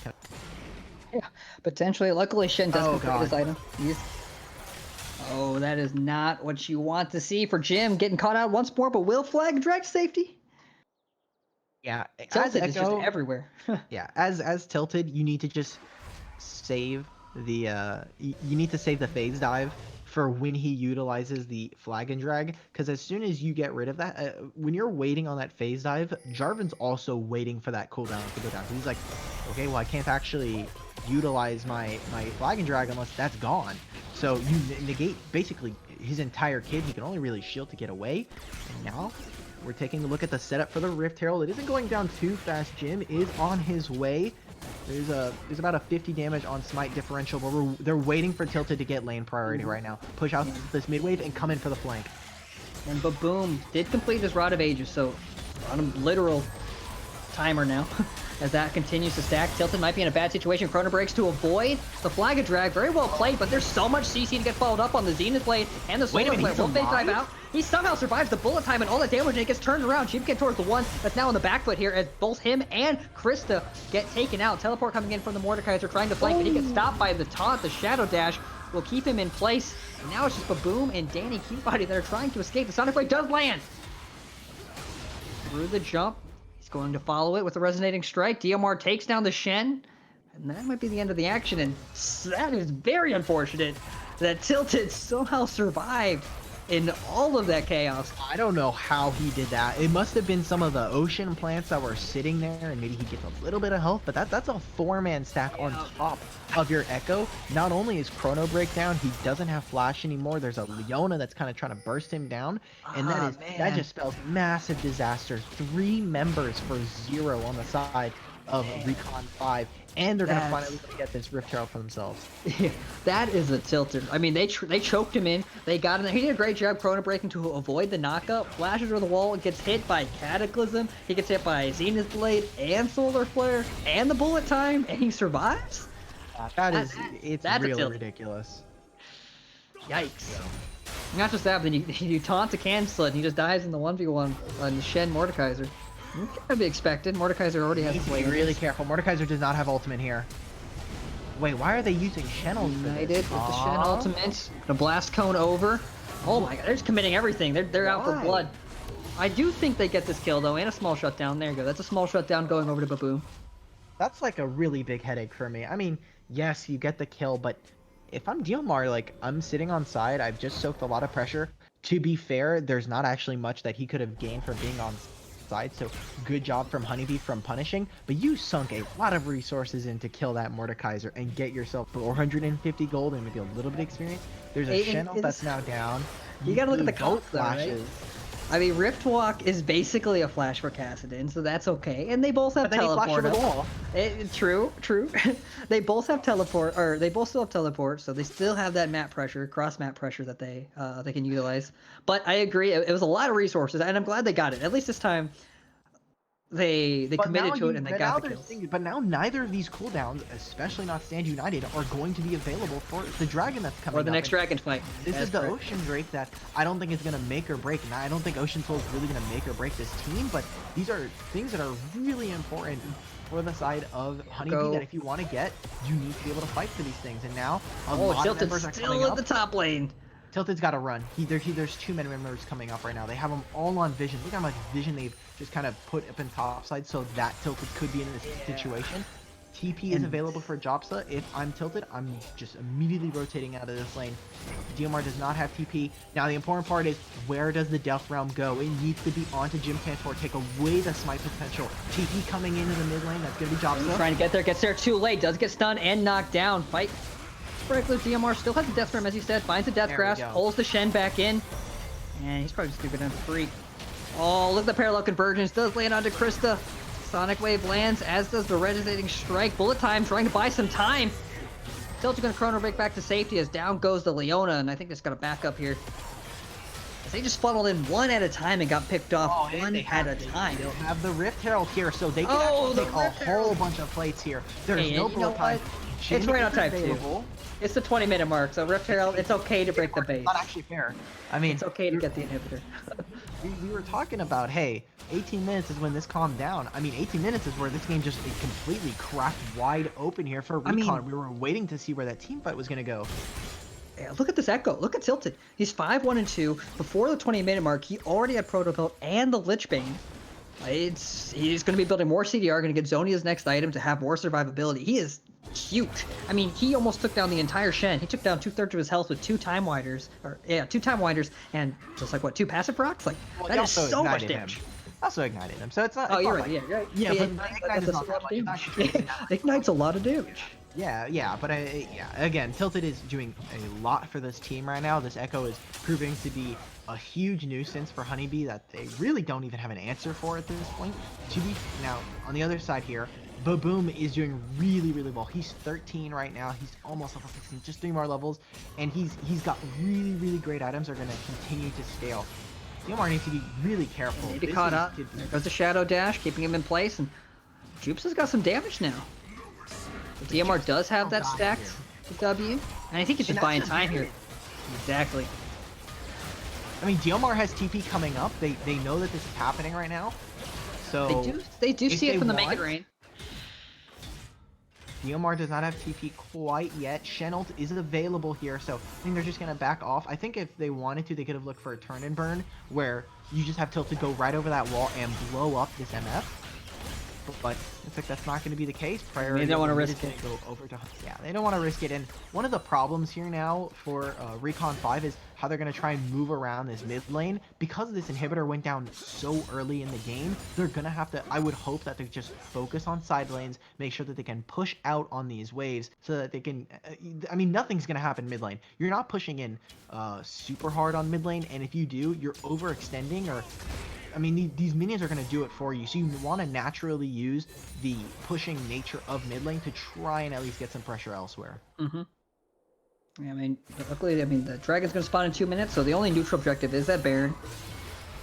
They have really decent, though, side lane pressure. Like, win the 1v1. Parallel Convergence almost lands onto Baboom. That is so much burst. Misses a Rift Walk. Let's get pulled in. Does have Chrono Break still to bounce back. But now he's stuck in a bad place. Flash from Jim Cantor doesn't get the knockup, but forcing him back to the tower. Cataclysms him back. And that's a giant shutdown for Baboom, who almost has a completed Rod of Ages, only 3 stacks away. And that's where you want your gold to be going. Yeah, for sure. And I mean, that's 500 gold right there. And that was an incredibly bad play for Tilted. He's way too far up. None of his other members are... a lot of the other teammates here for Recon 5 Green are still pushing in other lanes or coming back from a reset, so he's way too far up, has to use a Chrono Break, and ends up putting himself in a really dangerous position, and now puts his team in this awkward position now, where they can't really do too much. It looks like they're just gonna have to rotate all members down to bot, but there's no way that's gonna be there. And I mean, the closer that Baboom gets to level 16, it's kind of like, as X approaches Y, Baboom is going to have more opportunities to carry this game on Kassadin. Yeah, he's got a boom Recon 5. That's what's going to happen. Every item he gets now from here on out is just, icing on the cake. He's going to get extra damage from Lich Bane. He's going to get Zonias to survive forever. I mean, he is truly a champion that can 1v9. And for the most part, when you're looking at this cast and the comp he's playing into, there's not a whole lot of hard CC. So he really can run rampant throughout these team fights if given that opportunity.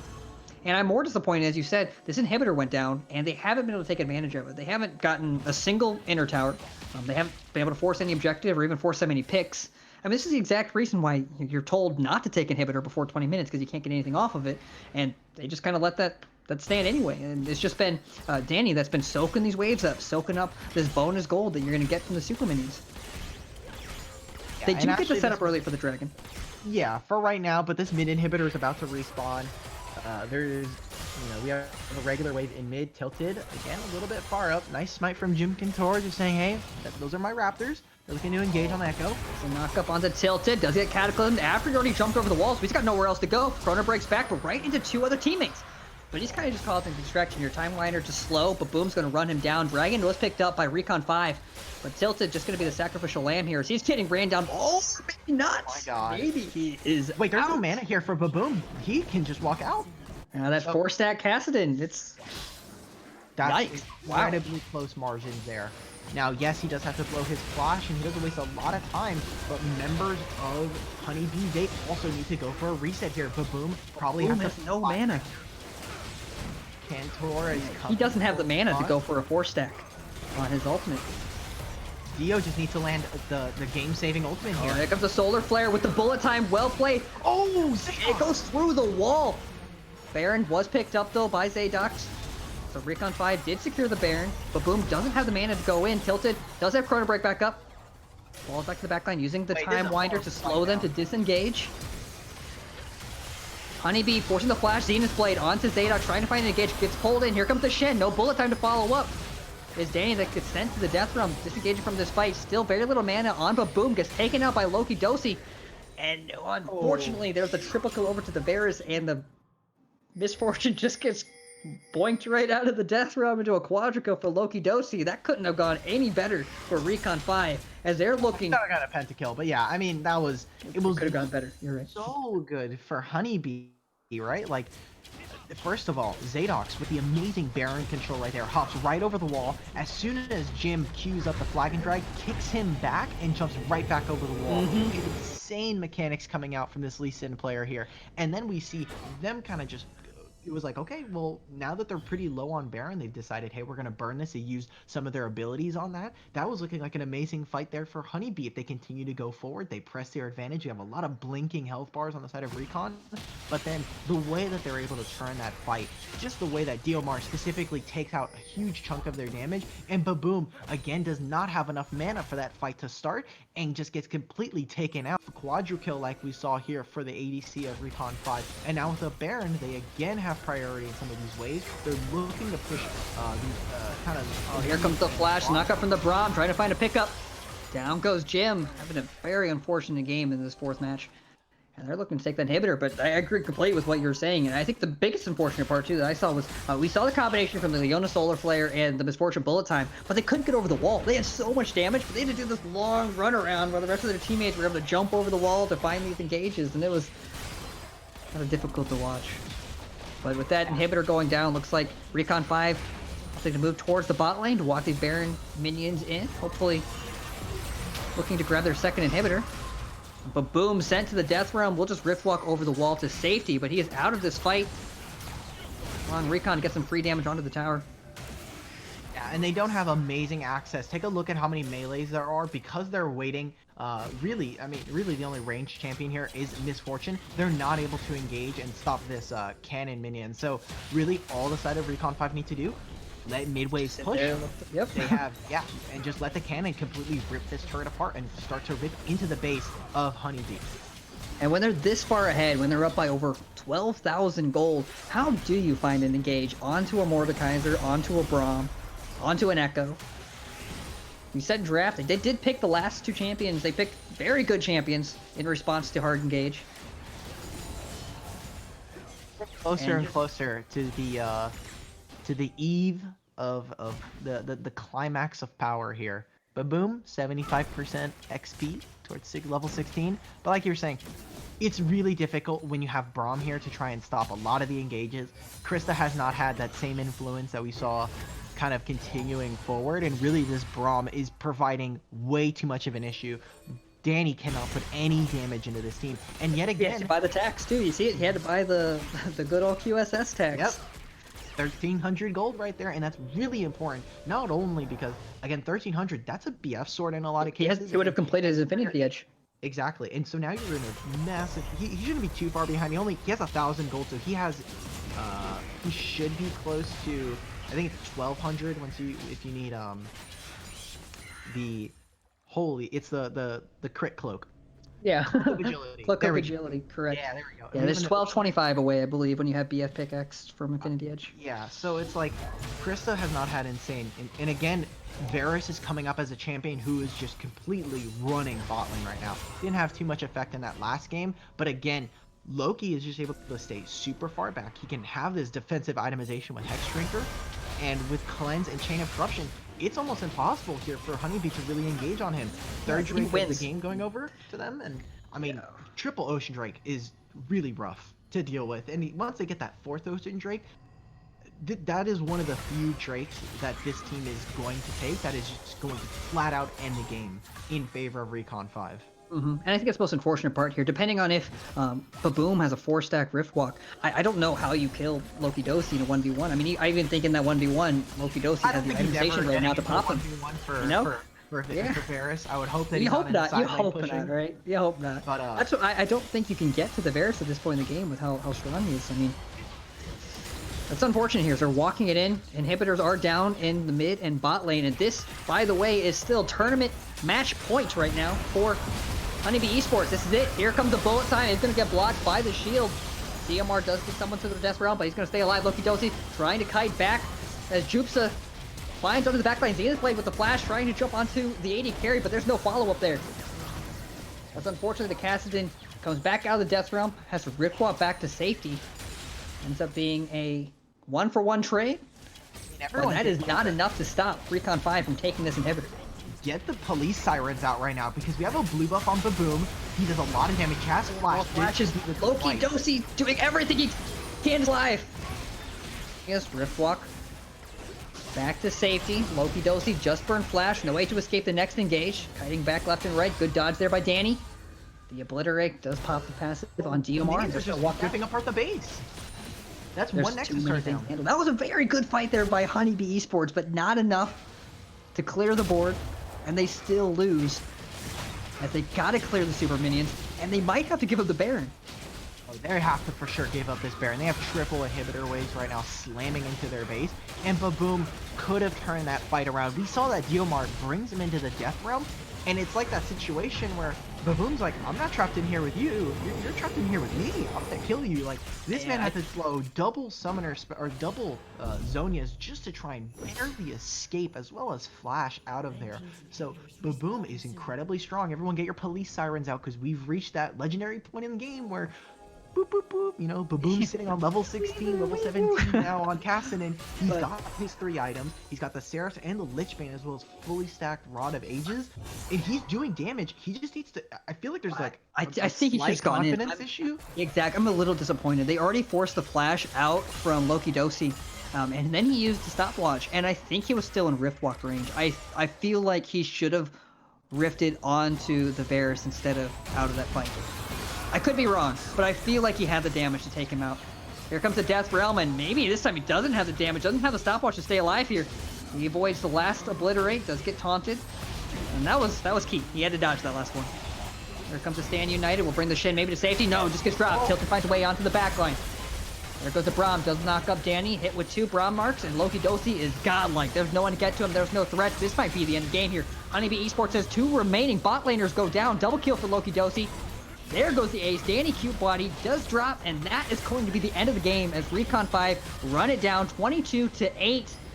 And they take this series 3-1 to secure themselves in the grand finals against Illinois Academy in the UCL 2020 split.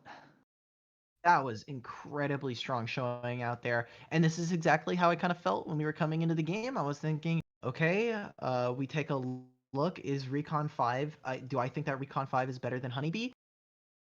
I'd say yes on most days, and we even saw that Honeybee were able to put up a lot of a fight for most of that. I did end up predicting a 3-1, so we take those. That's a victory in my book. You did, true. I'm gonna put that in my pocket. I'm gonna put the W in my pocket. But I mean, Recon 5 just completely smashed them in Game 5, and after Game 1, those were just. I mean, if you think about it, they only dropped 1 game, obviously because of a 3-1, but that's 3 wins in a row, back to back to back, after Honeybee had an amazing start to the series, especially with that Ivern. They showed up with something that was a little bit weird, a little bit wonky, but after that kind of pick got. I mean, Recon just completely tore them apart after game after game. Some of them were definitely a lot closer, but this is exactly the kind of series that we expected coming out from Recon 5.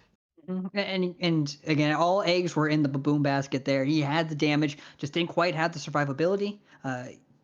He was maybe a little bit too far away from that Zonia's Hourglass, one of the trade-offs when you do go for Rod of Ages. But unfortunately for him, wasn't able to really come through. And for the most part, they looked strong in all of these games. At the very least, they put together good comps. Their drafts were not terrible. I got to admit, though, I think the first game was kind of all on the whole Ivern fluke. But in the end, the better team does walk away with the win here, as they just looked incredibly strong at the end of each of these games. It's like the 18-minute mark, right? It's a slow build-up. You get to the 18-minute mark. No, this game was completely completely different. They just, 18 minutes, they blew them up on a dragon fight.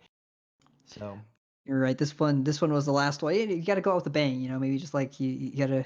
You don't want to show your whole hand. Don't want to show how strong you are. But it's game 4. I think you gotta show the game. You gotta show your hand at this point. You don't want to go to game 5. Game 5 is too stressful. Is that what it is?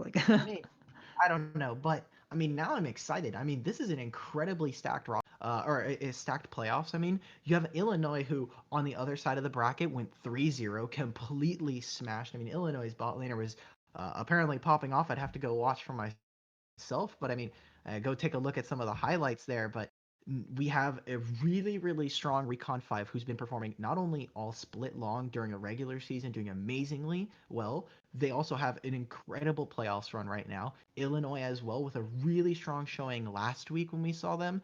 and now coming into this week, they come in with another 3-0. This playoffs is actually going to be really, really interesting to see kind of the differences in play styles and which one of these teams is going to walk away as our UCL Contenders champion. Yeah, there's a lot on the line here, and I'm glad to say that coming through these semifinals, getting into the finals, I think two teams that have looked strong consistently, and we're going to see which one is going to come out on top when these two giants go head to head, and that's really all I have. I mean, this for the most part, it's kind of just been a long road for some of these teams that competed through the entire split, made it through the playoffs, and now it's come down to the wire here. And I hope next week I see a pretty great climatic ending. I really can't see either one of these teams walking away with a full 3-0 sweep. So I that's really all I have to say on that. I can't wait for the final rundown for these teams. We've also got that and the third place match between Bethany and Honeybee. I'd be interested to see if Honeybee kind of comes back with a little bit of a vengeance. Are they going to ban Ivern? That's going to be the real question. I don't think so. I don't think Honeybee is gonna. I think Honeybee, if Jim picks up another Ivern ban, I would be definitely very, very hyped for that. But I mean, I think that's all we've really got to say. That's what I gotta if I say. have to get to MVP personally, it's tough. It's tough. This is a tough one. Yeah. So Diomar did well in most of the games. I'd say game 1 he got completely blasted. Yeah, he had the biggest impact in the last two games, almost single-handedly, at least with the Mordekaiser here. Even on a 2-1-10 scoreline, just able to fully set up these fights and negate a lot of that engage. But it's hard. I mean, as a team, they're pretty complete as a team. So I think Loki actually played really consistently well. I'd say again, game 1 being a loss, he also just didn't make a lot of mistakes in game 1. It kind of felt like mid and top were kind of falling apart, and Jungle couldn't really get off to that running start that we expected him to with that Graves. So, I mean, I think if we have another AD carry in that position, sometimes AD carry isn't all about like the flashiness, but sometimes it's just about the consistency, the positioning, the ability just to do your job. I mean, Loki did just that. Look at that scoreline, the immaculate scoreline through most of the games here. So I'm like, I really just want to give it to someone. I think Tilted did really well for himself all 4 games. It was a little bit questionable with the Darius sometimes, and he did have a lot more pop-off moments. He did prove himself, though, the game before. He came back with a vengeance on that Darius. I want to just give it to Loki. I mean, yeah, that's probably safest. Loki performed every single game, really stepped up to the plate, and in the moments where it was kind of a little bit weird, mid lane, top lane had some questionable moments, I think Loki really stood apart from kind of the rest and really showed up against Honeybee Esports. He was a pretty big rock. I'll take that one too. I think it's a safe bet too. It's probably the safest one for us to pick. So, but with that, I think that concludes our series for the night. Thank you guys for tuning in. Thank you guys for supporting Upsurge and everything that goes on here. Thank you to everyone else behind the scenes running this whole show, the social media, all the way to the production, all the way to the bracket setting. Everyone, whoever scheduled us to show up here tonight to cast this wonderful series. Thank you guys. Thank you the fans for supporting us, and I'm your play-by-play, Benny Love, and this is your color caster, Alec Battery. I got nothing else to say here. I hope you guys have a wonderful tomorrow, week. Guys. Come on out tomorrow night. We got Upsurge Premier League, Orglis versus Issue is Critical. Both of these teams have been looking banger in all of their series. Mm-hmm. So same time as tonight, 8 p.m. EST. Come on out. It's going to be just complete barn burner of a series. Exactly. I can't wait. I mean, Orglis, they took the only game off of 100 Thieves last week, right? Like, I'm hyped. Okay, we'll save it. Thank you guys for tuning in. We'll see you guys next time. Have a good night.